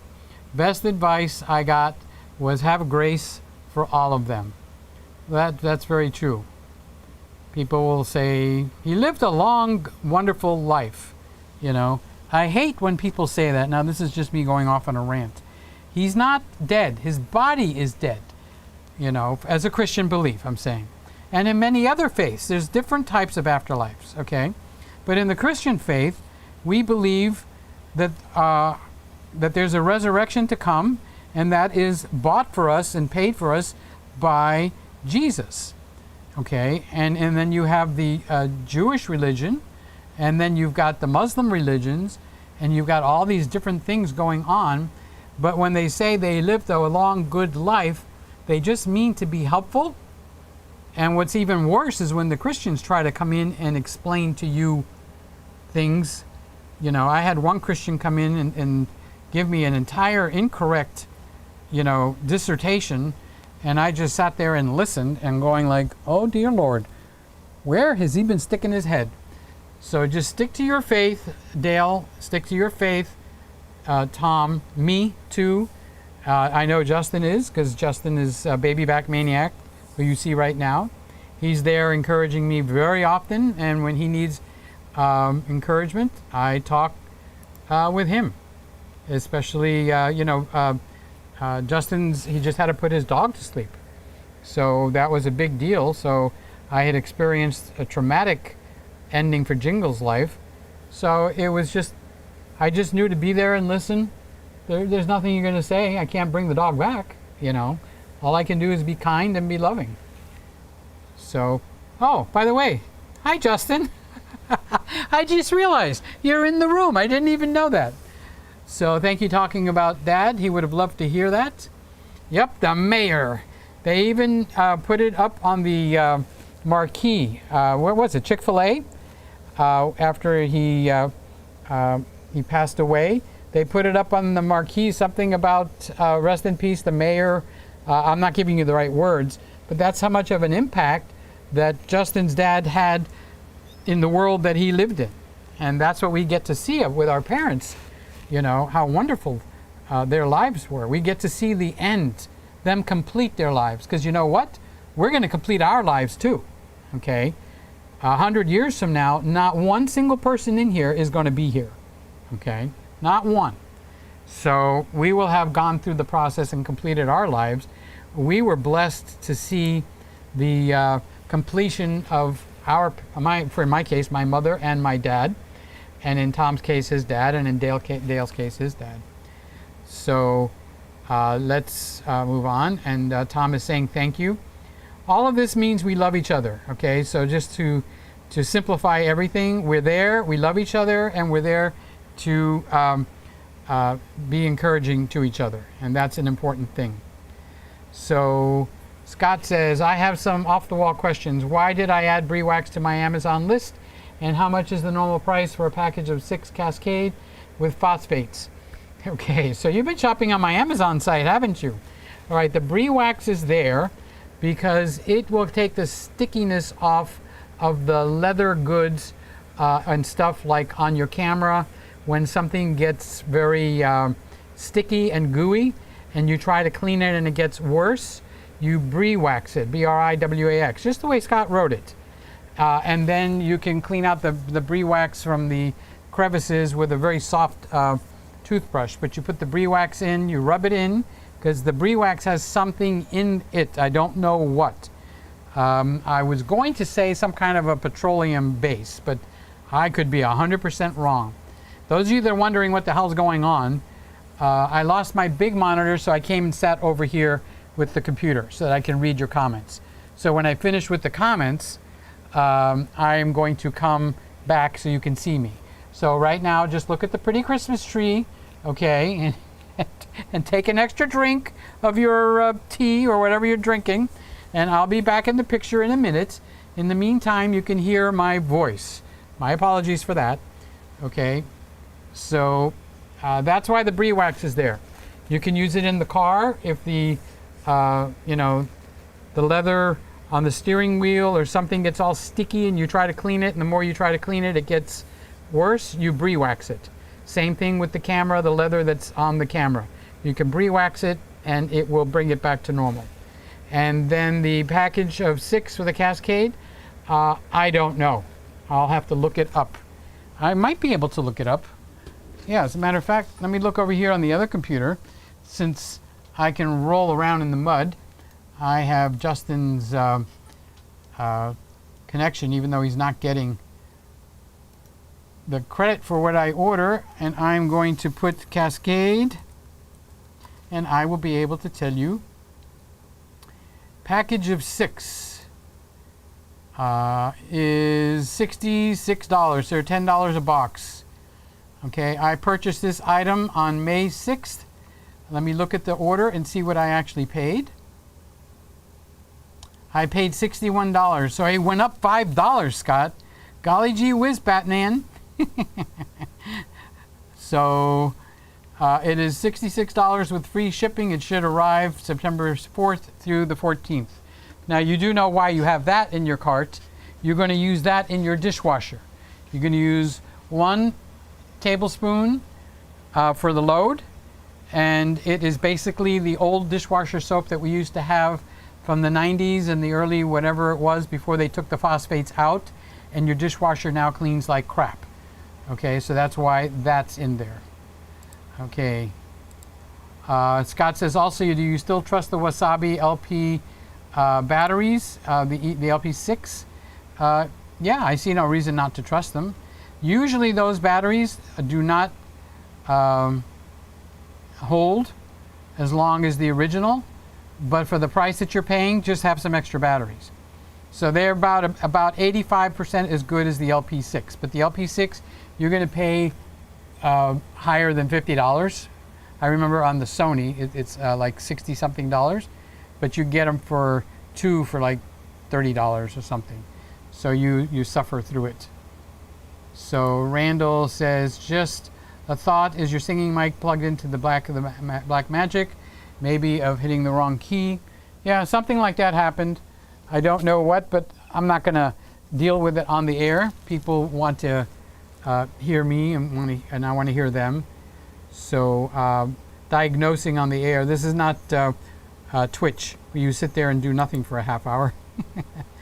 I thought the price of the Cascade increased, but only $5 compared to what I paid for it last, Scott.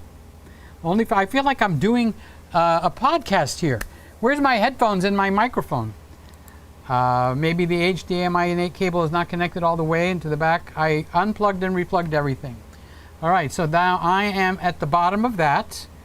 Okay, so let's go over here. Yep, I still got camera control. What I'm not able to do is turn the other part back on. So I'm going to come back over here so you can see me. You'll see the back of my head for a second. I'm bringing the mouse back there and my keyboard. And then I'm going to come, I have to go under this one wire. I don't have an extension for this wire. All right, so now when you comment, the computer is sitting over there. And I cannot. That's the second time I dropped that keyboard. That poor keyboard.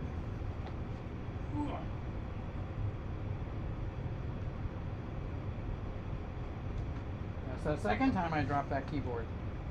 Boy, that keyboard takes a licking and keeps on ticking. Okay, so let me do one more thing. I might be able to make this bigger over here. I wonder how big I can make it. Oh, I can make it really big. Okay, I solved one problem. Not the problem that I can't see the monitor, but the problem that I can't see your comments. So now I can actually see your comments, but I can't see me. But hey, I'm not that important. Where's the mouse? Left it over there. Oopa.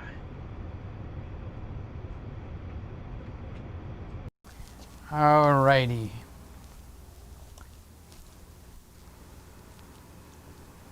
Okay, are we getting back to normal? Little by little, we're getting back to normal.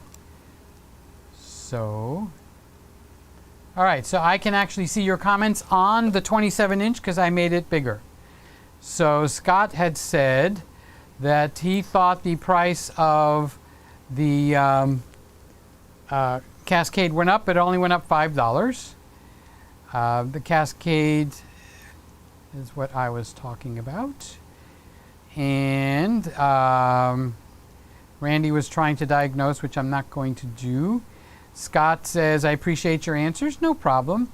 Here's Ken. How you doing this week, Ken? You feeling any better? I hope. Sorry, I've been busy. I just came in now. Peter and the gang. I just lost my big monitor.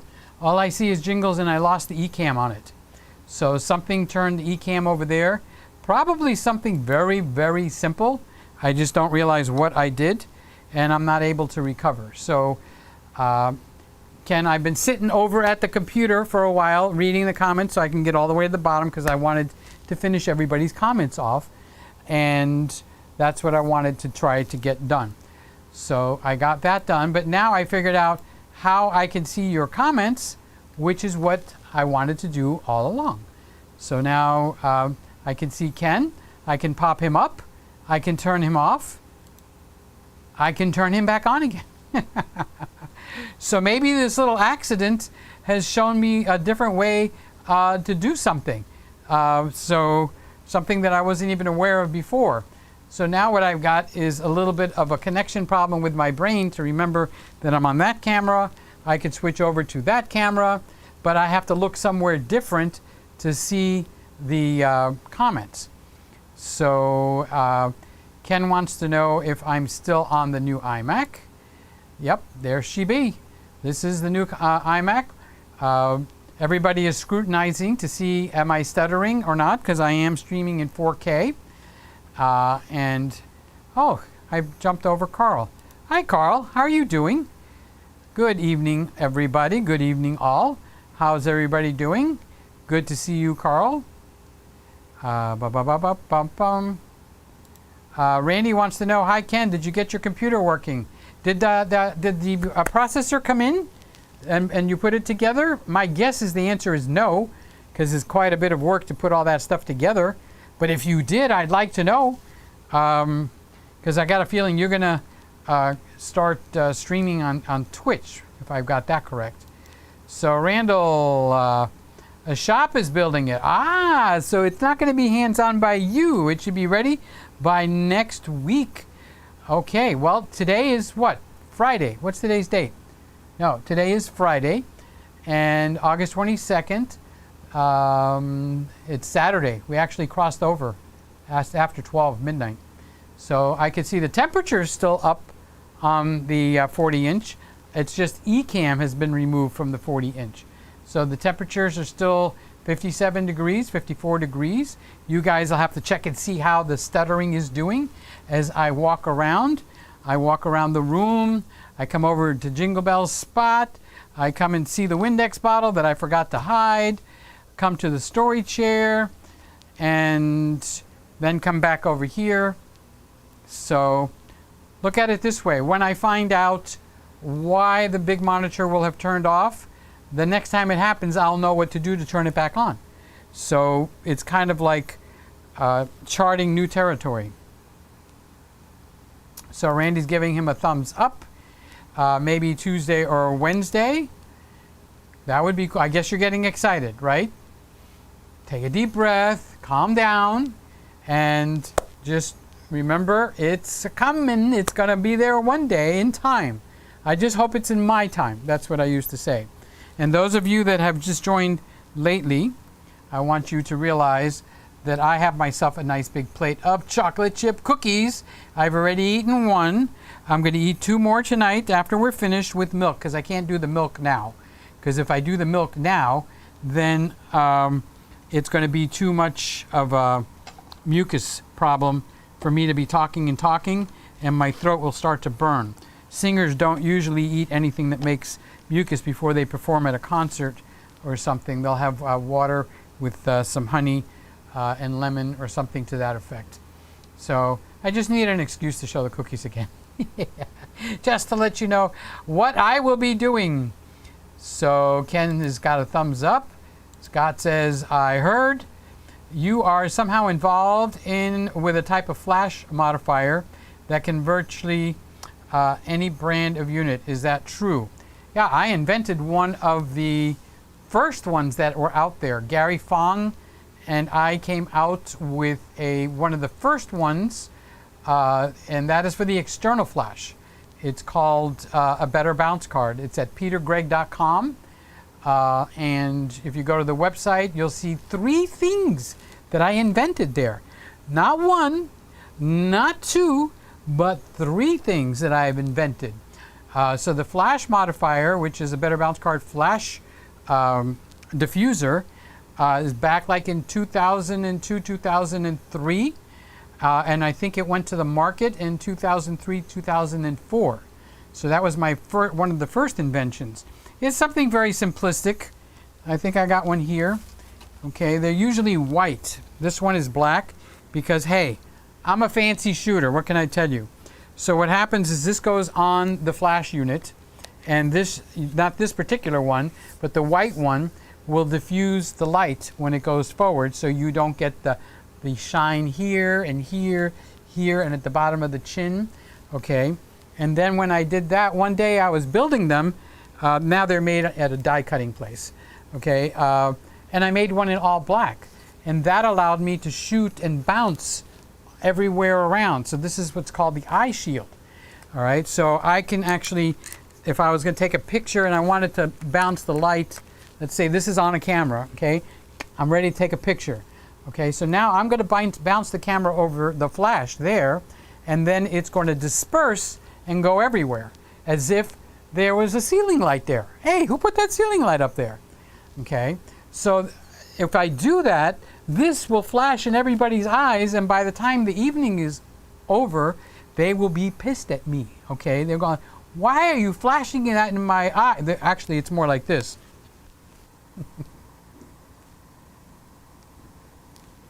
Why are you flashing that thing in my eyes all night long? Get out of my face, okay? So they've been drinking at the wedding for a while, and this fancy-dancy photographer is flashing all over the place at them. So I created this in black for myself, and lo and behold, my local friends here wanted it, so they just took it. So it became part of the package. So that is what I have, a package of the 3 different sizes: small, large, extra large, and then the all black one. So now if you go to the PeterGregg, G-R-E-G-G website, you will see that there. You will also see the units that I used to actually white balance, which I had here.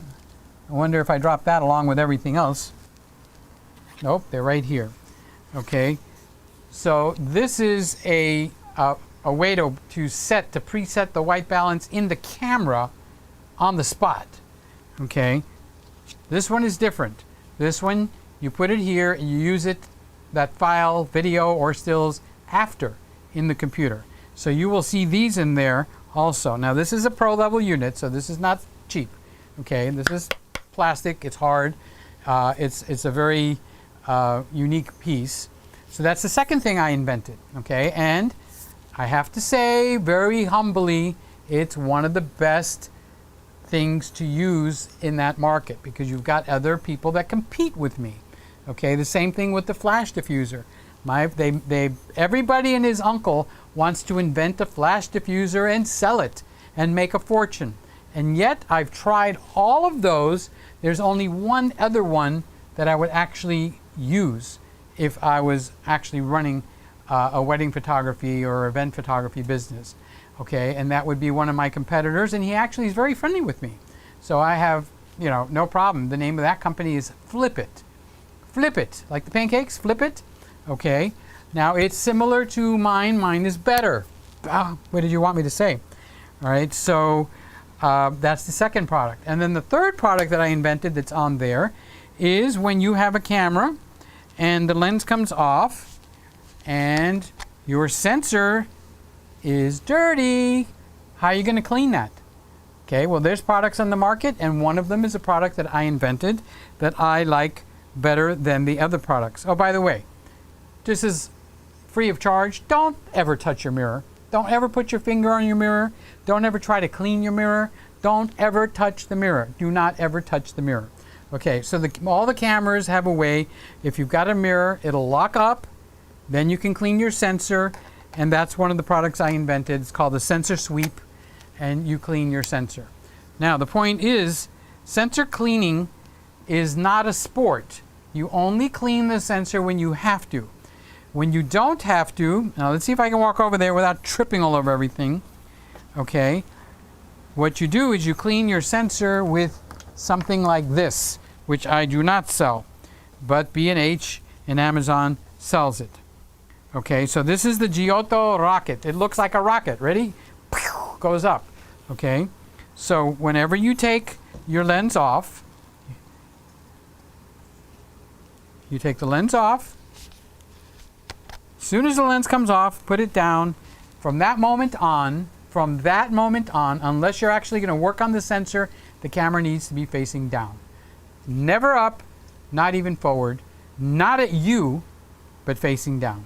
Okay, so when you lock your mirror up, or if you're using a mirrorless camera, you would stick this up in there, and you never stick your tip in. Never put your tip in.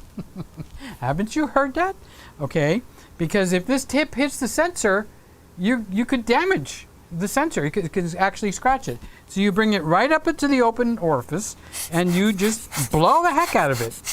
Okay, and then that's the most you should be doing. If you find that you're cleaning your sensor more often than that, and you're actually touching it over and over, you've got some bad hygiene going on, camera hygiene, okay? It's like I might clean my sensor twice in a year, all right? And when I was super active, maybe once every 3 months. So there's hygiene habits that go with that.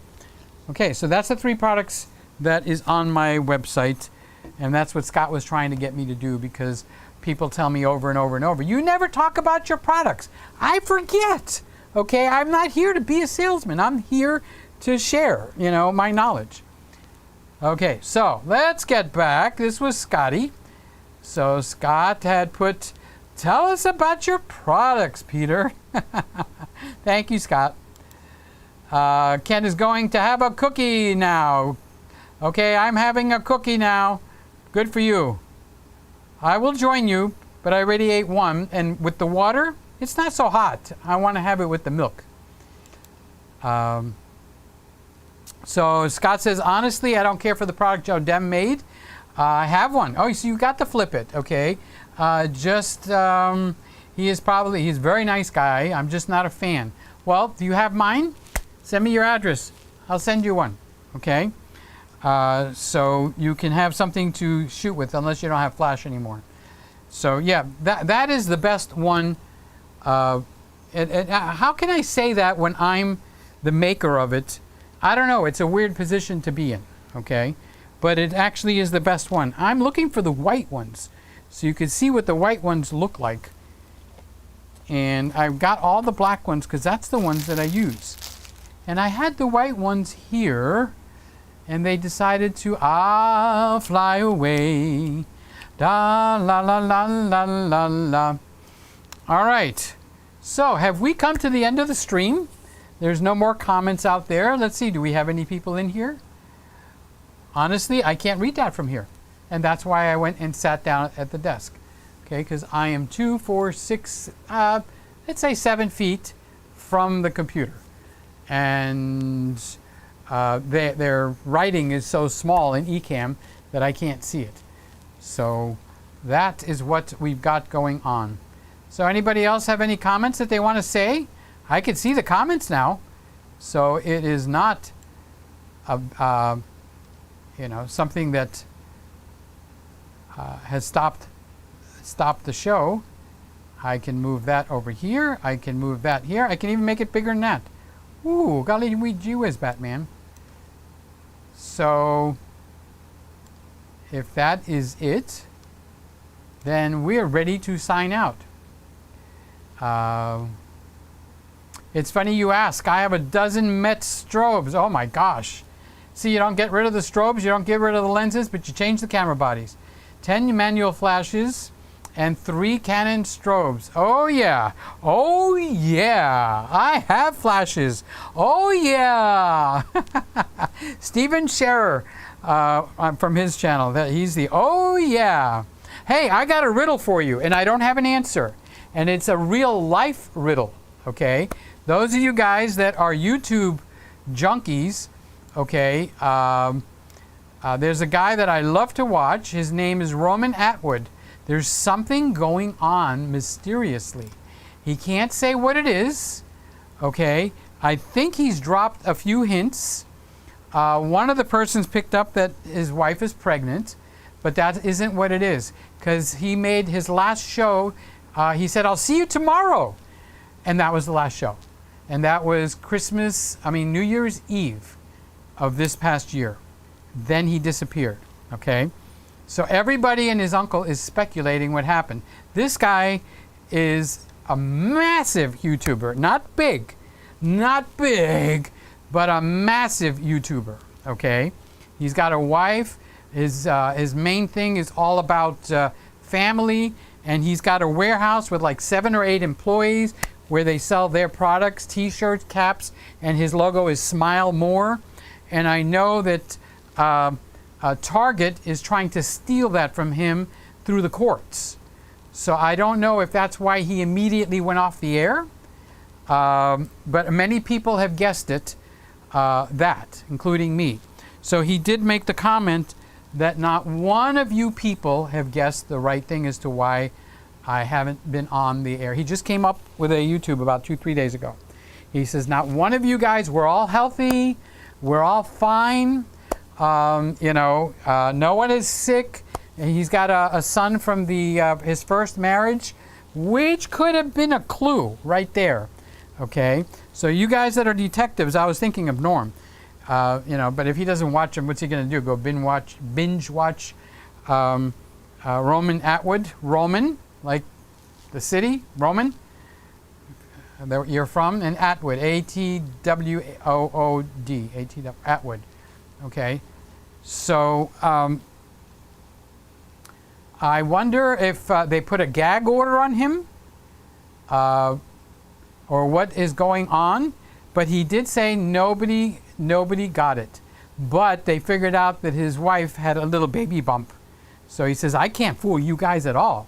So he came out with a second video this year.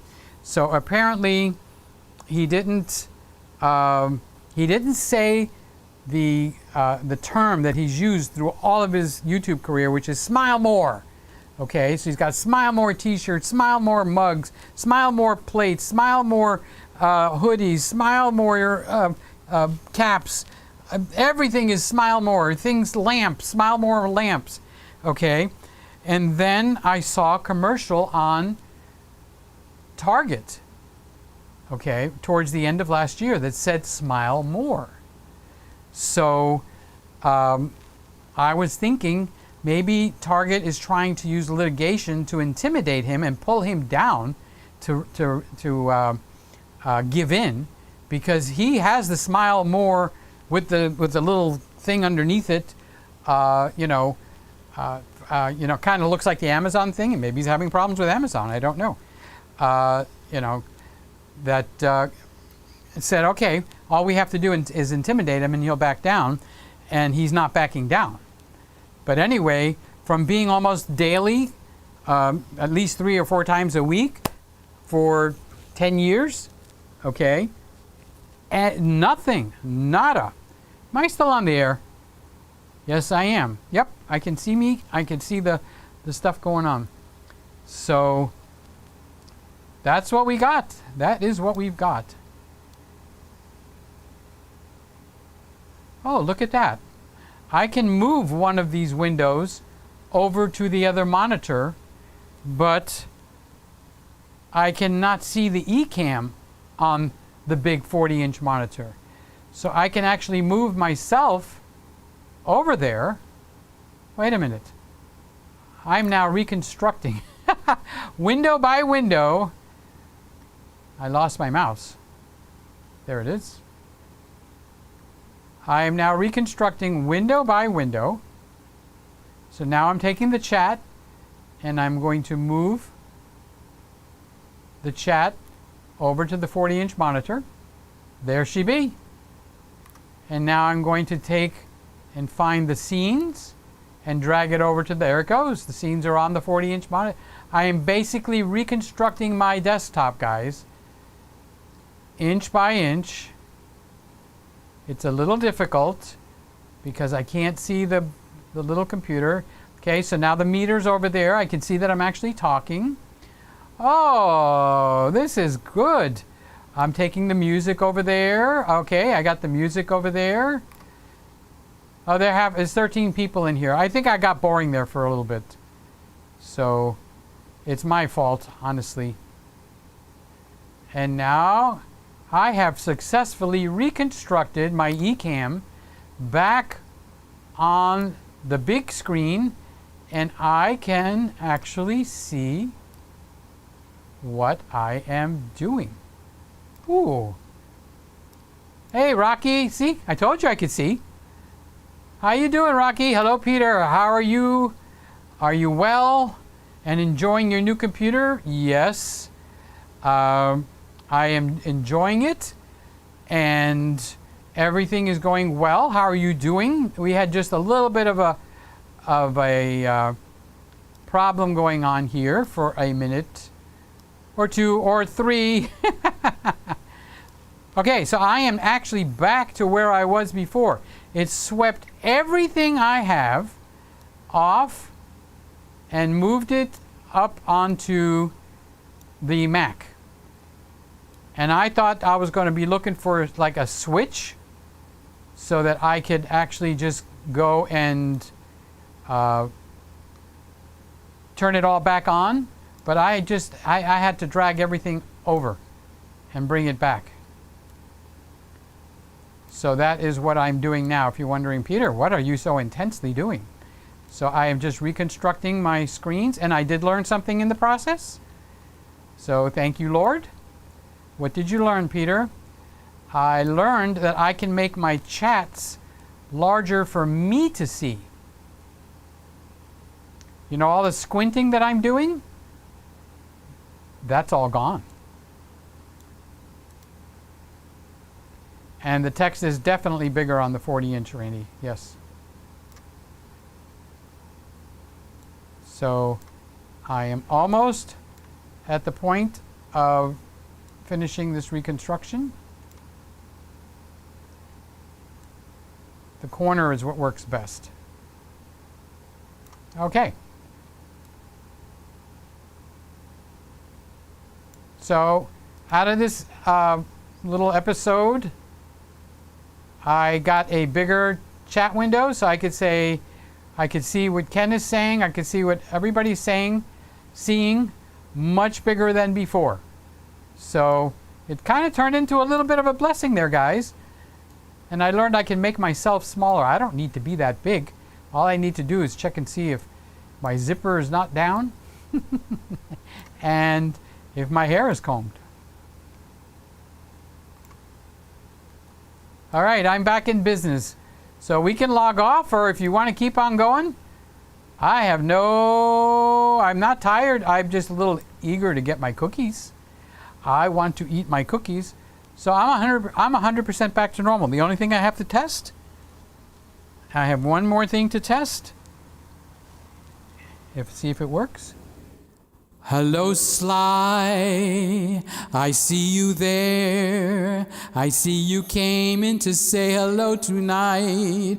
Hello, Sly, I see you there. I know that you came in to say hello tonight. So now is this mic working? Can you guys hear me? Somebody, let's see if you can hear me now. Hello. Everybody, you thought I was gonna say Dolly, but I'm not gonna do that. Do I really look that dumb? I'm not that dumb. They'll give me a copyright strike. I could sing all night to any one of you. Can you tell I like singing too? So welcome, Sly. This song is for you. All right, did that work? Then I have gotten everything fixed up from whatever I screwed up. The problem is I don't know what I screwed up, but that's what makes this fun. Okay. So Randy says, is your text bigger on the 40-inch? But of course. That is definitely bigger. Sly says, Peter, if I go through your link to Amazon, do you get any credit regardless of what I buy? Because I buy a lot. Yes, I do. I get credit for anything you buy, all the way down to socks. Okay, now they do have a limit. I think under $10 or $11 I don't get anything. And I get credit for 24 hours, but there's a catch. The catch is that you don't click on somebody else's link because it removes my connection with you and connects you up with someone else.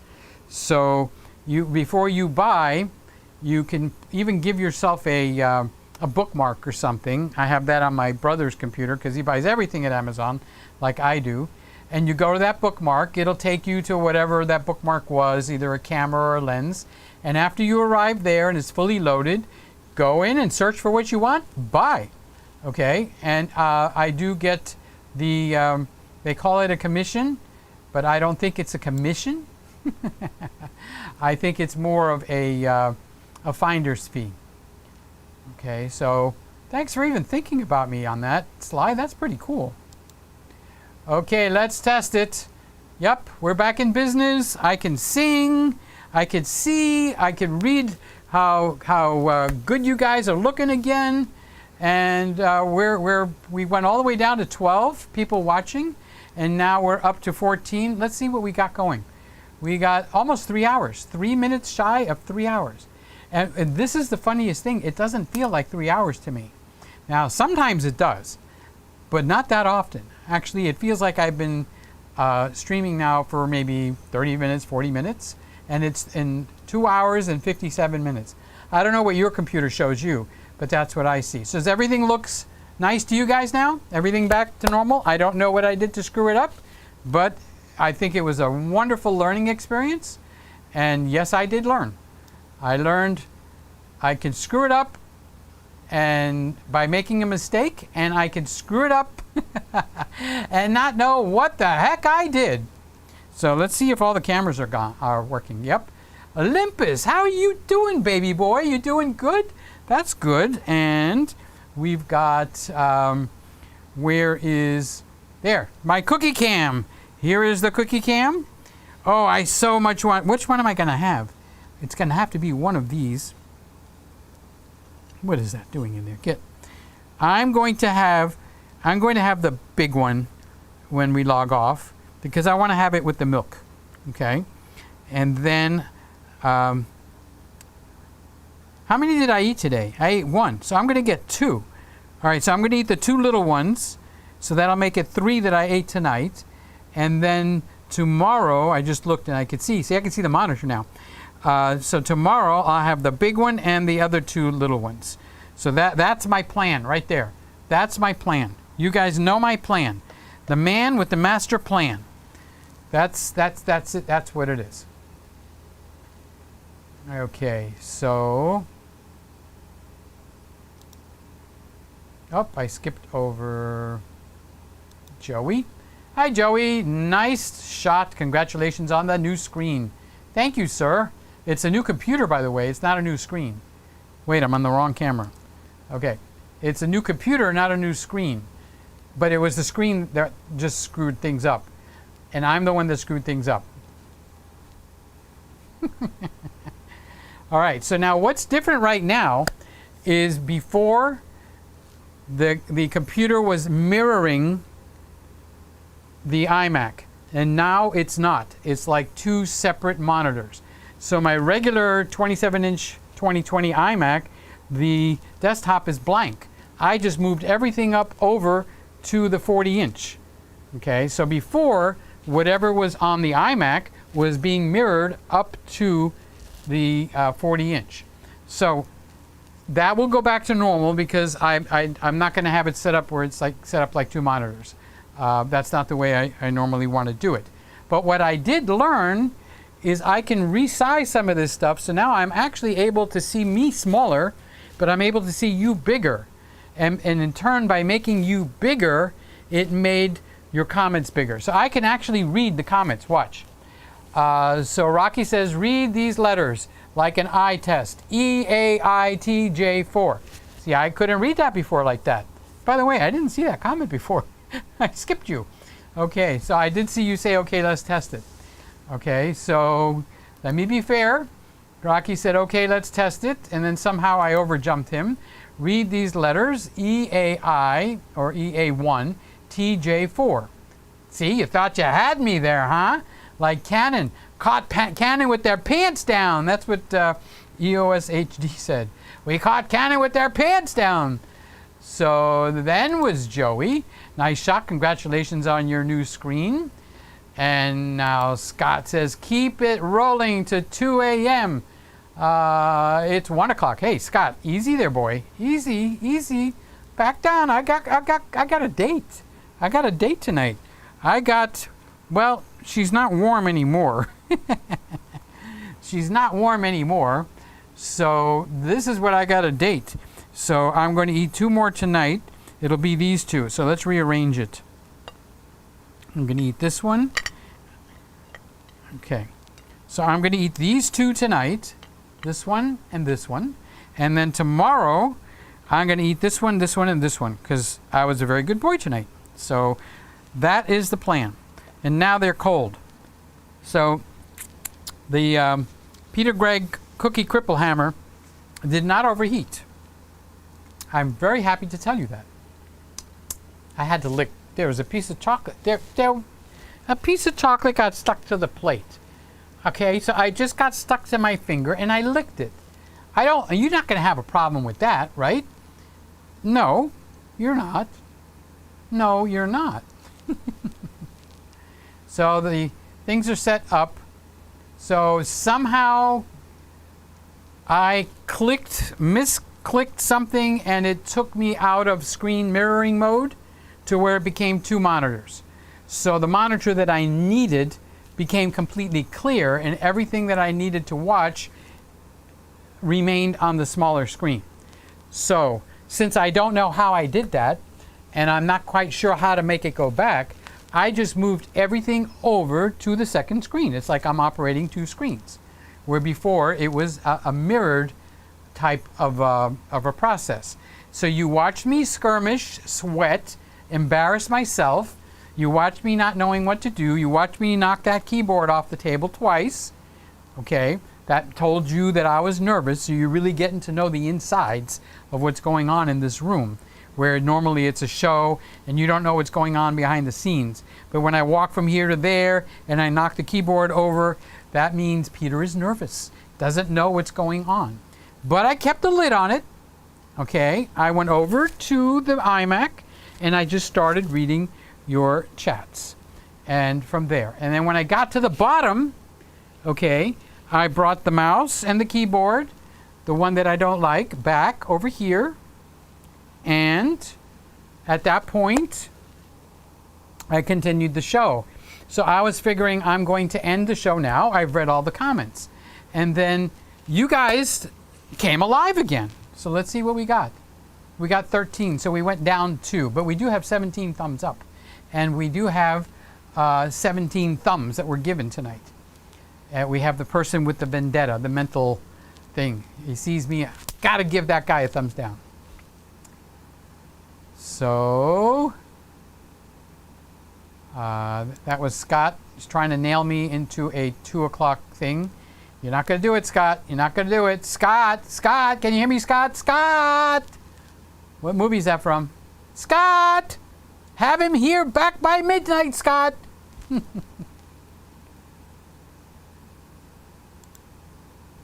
Rocky Cola.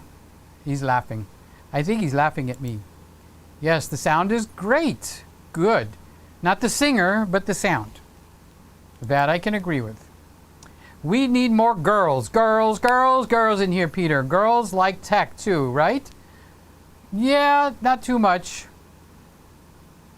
If I start, I don't know what topic. The kitchen. You know, my kitchen channel is a sleeper. Those of you guys that don't know, I have a kitchen channel, and I haven't put anything up this whole year except, I think, one video where I was deboning a chicken. And I was rolling along. But when I started live streaming, I can't, this is quite an elaborate setup. It just grew and grew and grew and grew. If you ever wanted to see an example of something starting out with one guy, one camera, just recording, to grow to a wall-to-wall studio, soft boxes across the room, behind me, in front of me, uncombed hair, shirt that's bunching up, okay? 1, 2, 3 computers, a sound system, a stereo system, a sound tower over there with a limiter, a compressor, a Yamaha mixing board, an AM FM tuner. Anybody watch those or listen to those anymore? You know, a big 40-inch monitor, 3 tripods across the room, you know, all of this out of one camera, one tripod. So now I have a kitchen channel. What am I going to do? I can't take this and chug it all over there. Okay, so I got to figure out, I could take a picture of my kitchen, or I could actually, I've been tripping a lot more lately. I don't know what it is, so I'm being extra careful. I could take and put a drapery rod here because this is a ceiling that I could screw a drapery rod, and I can put a green screen. I actually have that from the other Christmas room. It just never got used. I've never green screened. So I have this, which is absolutely huge. Okay? I mean, if I open this up, it would cover this whole room. So I could put a drapery rod. I've got a light right here. See the light? See how my hand is bright there?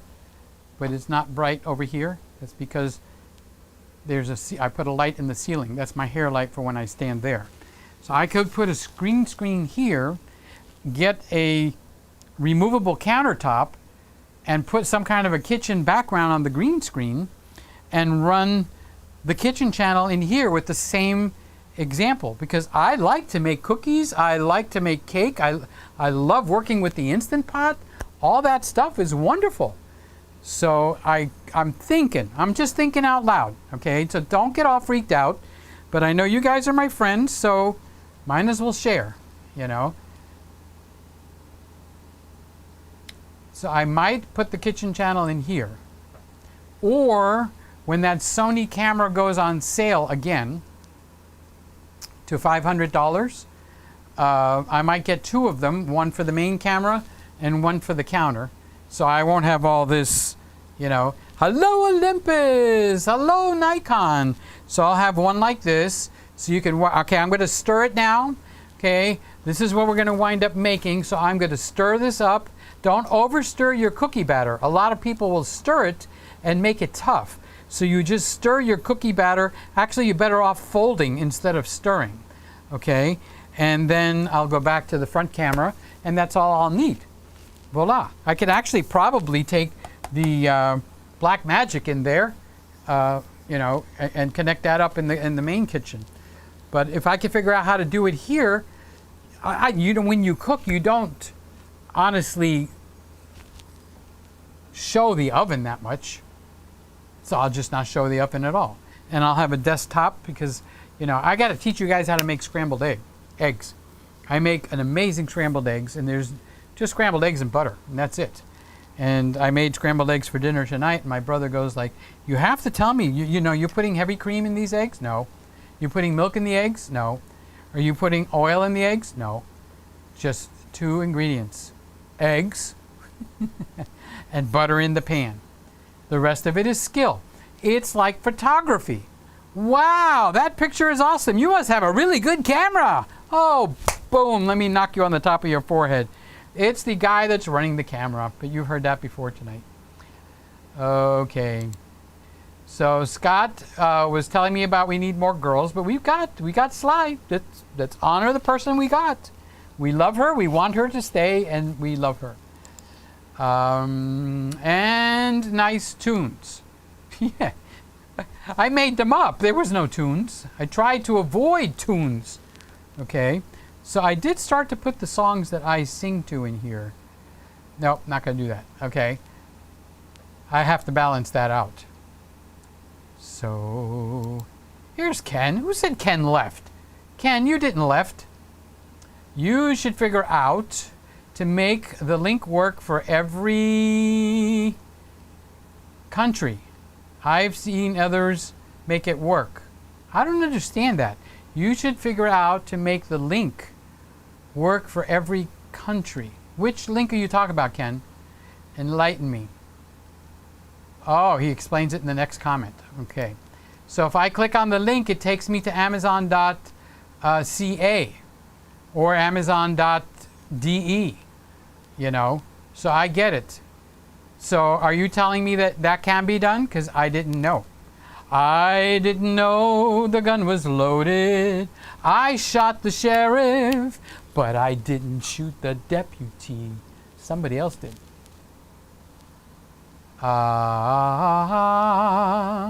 Scott says, do a little minus magenta on the HG4. What do others think? I'm watching on an iPad. Oh, the GH4. Mr. Dyslexic over there.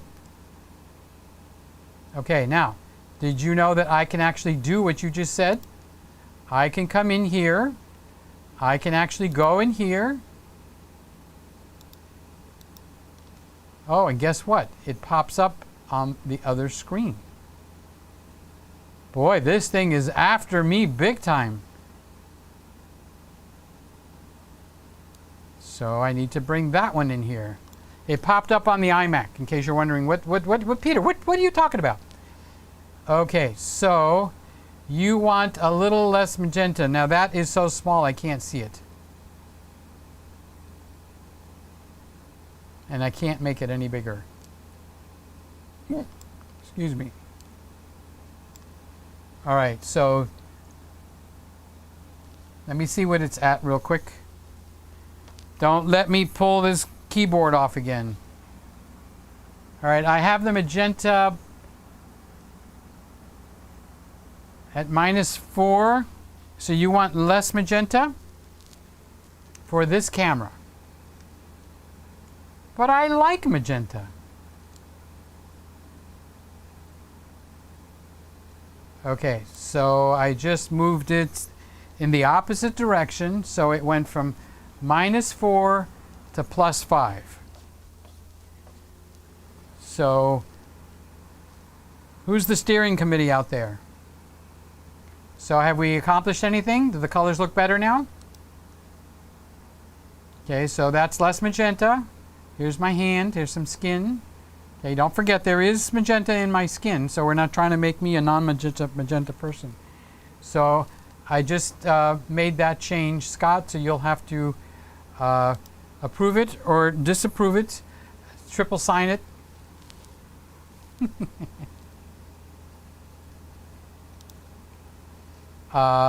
Beautiful music and great pictures.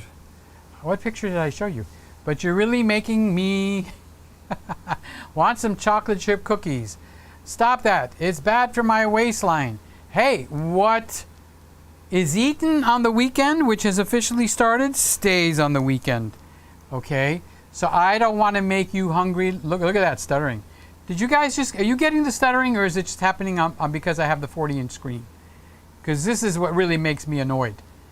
If you guys are not seeing stuttering right now, going back and forth, okay, with the GH4, with the cookies, that I am seeing this stutter like the stutter mama has arrived. Okay? So I don't want to show Sly these cookies, okay? Don't be looking at the cookie, Sly. No, okay? So now let's see when I go back over to the other camera if the stutter is still there. Nope, no stutter. I see, I'm smooth. I'm smooth as a baby's bottom. I always thought that was funny. I thought it was funny because I'm the one that had to change the diapers, and a smooth baby's bottom is not appealing to me.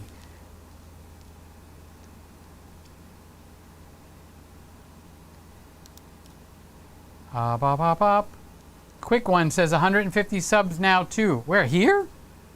We got up to 150. It was like 139 that we were trying to get it to move from. Who's coming? Whoever is new, thank you. Okay, say something so I can get you all riled up, make fun of you. Don't be shy. I can't reach out and touch you. And I can't do anything to hurt you. So get in the ring and get a little of the dirt on you. I'm only doing it because I love that you're here. Okay, if you're that shy, you know, this is a good place to practice. Have you seen anybody give any kind of a negative comment the whole night? Go back and watch this. Everybody in this place is kind to each other. They care for each other. They lift each other up. When they have bad news, we come in and we prop them up. So if you're new, make your first comment and say, hey, I'm new. New guy here, new gal here. And then get ready. I'm coming after you. So thank you, Ken. I didn't know it. I'm glad somebody's keeping me up to date on what's going on. Scott says, yes, girls are techie too. I built my own PC. Okay, wait. Where? Since I fixed all this up. Sly built her own PC a few months ago. Right now, I am learning about photography and soaking up as much info as I can. What kind of pictures are you taking? And just a generality. Is it like a lot of outdoor pictures or a lot of indoor pictures? Because the right answer is I'm taking pictures of everything, okay? Well, I can't give you a general everything help. But if you tell me you're aiming towards something, portraits, landscapes, birding, wildlife, Ryland's amazing photography, I have built that kid up. I found out that he's only maybe somewhere between 16 and 18 years old. Okay, and here I thought he was 20, 21 or something like that. He's a kid. He started taking pictures at 15 is what I read when I finally went to his website. Jonathan, oh, by the way, we got Jonathan over 700. Jonathan the violinist, okay. We got him up over 700 subscribers. You guys, Jonathan Anderson Violin, we moved him up, and let's get him up. He needs to get over 1,000. This 700 bit is ridiculous, okay. That boy needs to be able to get monetized, because people, you know what's going to help him with the monetization? It isn't going to be YouTube's ads. It's going to be, people are going to be able to donate to him on Super Chats and something. People love to donate on Super Chats when it comes to artists. So when he plays that violin, he's awesome. You know, look up Jonathan Anderson Violin, because he's got a Jonathan Anderson also. Okay. And he's working on an album right now, so I have no way how to get Safari to come up on here now. I think I've screwed this up in a big way, so we will get that, otherwise I would show that to you. So Sly makes her own computers. She builds her computer, she takes the pictures, she processes it, she prints it and puts it up on the wall. Dang, girl, you're something else. That is amazing. Photography is a really nice hobby. You're going to enjoy it a lot. Don't get hooked on what camera do I buy, what camera do I buy, what camera do I buy.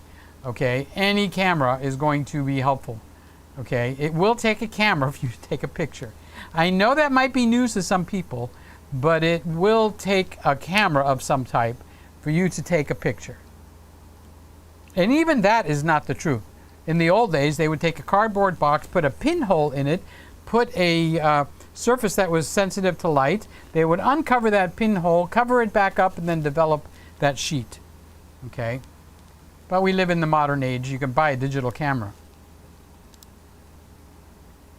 Oh yeah, I was needling our hosts. I know there are lots and lots of tech girls, but of course, Mark always comes in late. I know you. I knew you were going to come in if I stayed on long enough. How you doing, Mark? He says hello to everybody. How are you, sir?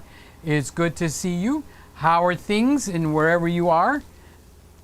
I'm being vain for 1 second. Stop looking at me. So I just happened to look at the monitor there, and it was like, who's that? Who be that ugly guy? Okay, so hi to Mark and Scotty. I would love you to teach us video green screening as you explore and learn it too. That'll be fun. This software, the Ecamm, has all that green screen crap built into it. So I'll be able to hang it. You push a button. They even give me so I can be in an office area, all kinds of stuff. So what I need to do is get the drapery rod up and figure out how to hang that thing.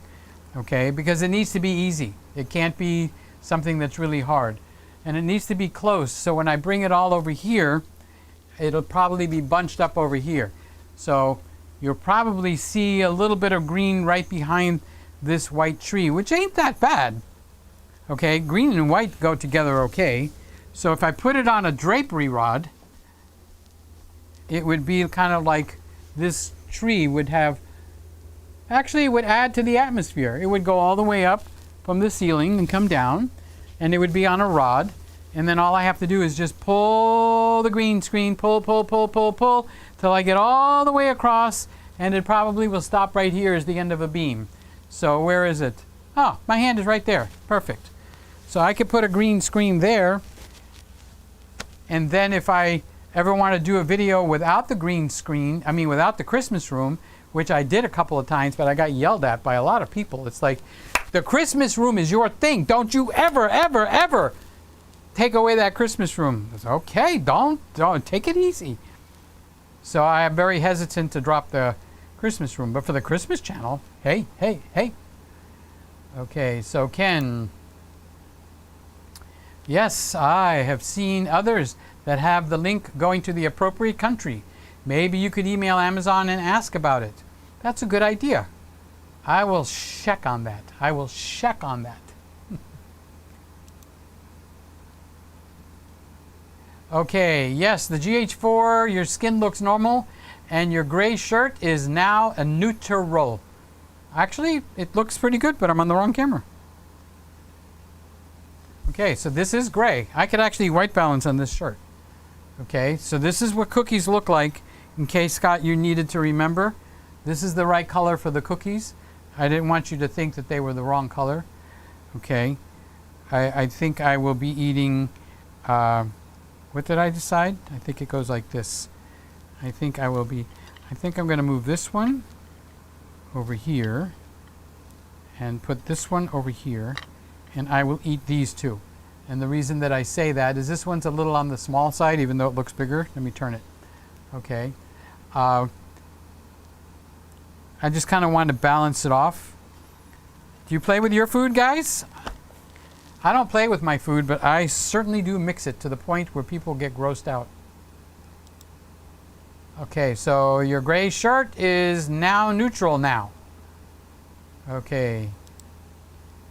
Not much stutter on the PC monitor. Oh, nobody ever told me if I had gotten, if the cookie was stuttering when I was doing that plate crap. Now it's not stuttering. It's perfectly smooth. But before, I was doing that and I asked you guys, was that stuttering? Because the stuttering here looked horrendous. Absolutely, positively, 100% horrendous. So, not much stutter. I don't like it when you say not much. I'm hoping we don't have hardly any. Randall says we are at 151. Well, what did Ken say? 150. Who just subscribed? Seriously, who just subscribed? Come in and say hello. I love you. You just subscribed to my channel. That's a major thing. Big major thing. Andre, how you doing, buddy? It must be around 2 o'clock. What time is it? 1:30. So we're getting close to 2 o'clock. Peter, I wish you a Merry Christmas. Oh, that's not what he said. He wishes you a nice and chilly weekend. Well, I just want to remind you that I'm supposed to be watching out for this possible hurricane. It doesn't look like it's coming to me at all. Not only that, there's not only one, there's two. Not one, but two. Now imagine if I did that in reverse, it would look terrible. There's not one, but two. I didn't mean it. It was just a funny thing, okay? So there's not one, there's two. So I have to keep my eye on it. And the reason is hurricanes are not predictable. It could pick up speed. It could turn around, go like, heading for Miami. I want to go see Peter. I'm going to say, no. Go see Andre. Go, mira aquí para que no te visto Andre. Okay? I was talking Greek. I talk in Greek when I get excited. So how are we doing on the stuttering? I completely forgot it until Randy just brought it up again. Randy, you should have just not said nothing. I would have completely forgot about the stuttering. All right. So we have the setup on 2 monitors now. So when I turn that one off, I'm guessing everything's going to pop back down to the other one. So that is what we've got going. So we're at the end. So either you guys are going to wake up and start talking to me again, or I'm just going to sing you a song. I'll sing in the sunshine. I'm gonna sing you a song. I'm gonna walk to the back here, and I'm gonna look at Jingle Bells blankets. I'm gonna put a green screen here. It's gonna be on its own rod. I'll be able to close it and open the screen and have a brand new background anytime I want. It's a green screen moment. Do you have a comment? Say it. Type it down there. Let me check and see, am I still alive on the air? Yes, I am. I'm live on the air. And I'm singing a song just for you. I'm singing tunes just for you. I felt like moving around, singing a song. I can turn this way or I can turn that way, and the lights seem to work just right. Do I need to sing my closing song? Have you guys had enough for tonight?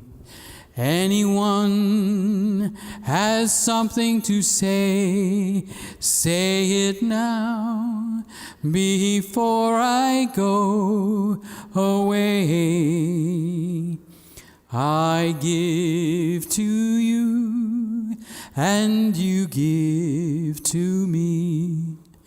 True love, true love, for on and on it will always be. Love forever, true, for you and I have a guardian angel on high with nothing to do. Sour note, but to give to you and to give to me. Love forever, true. That was wrong mic, Ike. Get off the bus, Gus. That was one of my mother's favorite songs, and I had learned it on the violin. That's what I'm going to do. I'm going to tell Jonathan to learn that tune. He's probably sound asleep. All right, ladies and gentlemen, I guess this brings us to the end. We're going to say good night. Good night, my love. Pleasant dreams, sleep tight, my love. May tomorrow be sunny and bright, and we'll see you again next Friday night. If you should awake in the midst of the night, please remember, dear, that I'll be there. You know I care. Why am I not singing on the singing mic? There's a talking mic right here, and there's a singing mic for me to use.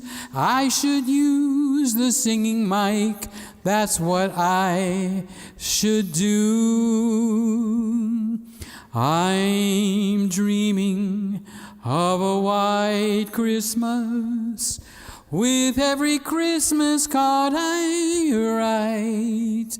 May your days be merry and bright,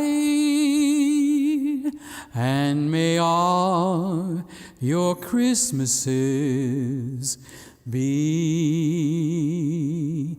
Oh, come, let us adore him. Oh, come, let us adore him. Oh, come, let us adore him. Christ the Lord. Oh, holy night, the stars are brightly shining. It is the night of our dear Savior's birth. Long lay the world in sin and error pining. He appeared, and the soul felt its worth. A thrill of hope The weary world rejoices, for yonder breaks a new and glorious morn. Fall on your knees, oh, hear the angel voices, oh, night divine, oh, night when Christ was born, oh, night divine,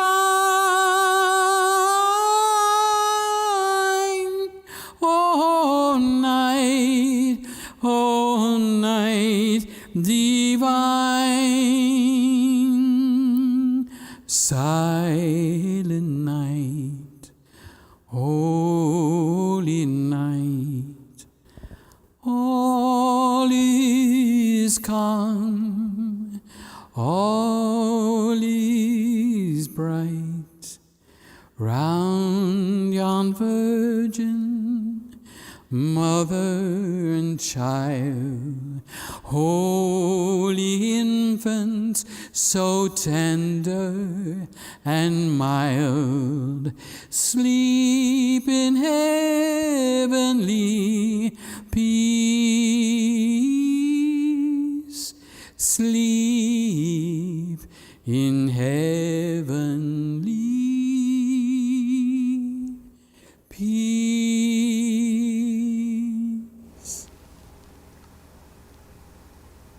There we go. Can you sing a Christmas song? No, I cannot. What makes you think I could sing a Christmas song? There's just no way on the God's green planet that I would sing a Christmas song. Ah, Scott is sending prayers because I sang out of tune. If I sang out of tune, would you get up and walk out on me? Ken says good night, Peter and everyone. Be well. Makers like Andover have the same roller wall mount chain system as Manfrotto, which are much cheaper to complete the roller system. A very cheap system and safe. Safe is good. Safe is good, I have to say that. Sly, good night, Peter. See you all next week. Be safe, everybody. Ken says, there you go. Oh, he's talking to Mike. There you go. You got your Christmas song, I guess. I guess Ken has an in with the talent around here. So, Peter, what? On silent while I'm selecting music for my live show on Artlift. I'm on silent? I sang that whole song. On silent, on Dasher, on Zoom, and whatever you guys' names on silent. All right, so on that note, I guess we will say good night. I did a little tune section there. I got it out. I didn't clear my throat and all that, so when, oh, holy night divine. Boy, did I nail that one bad. Okay. So, Mark, did you mean be silent? Peter, be silent while I'm selecting music for my live show. Okay. Wait, Peter, you have 19 more minutes. No, I am going to get those cookies now. They be here, they be in here. I am trying to lose weight, and I have, as Sly told me, she said, Peter, you got to eat more cookies. And I said, okay, Sly, I'll just do it for you because, I think you probably know what you're talking about. So I'll just eat more cookies. Okay, Sly? So that's what she said. That's what she said to me. She said, Peter, eat more cookies. I'm going to do just that. All right, on that note, good night, everybody. Thank you for being in here. I love you guys. I do pray for you. Thank you for spending the night here with me.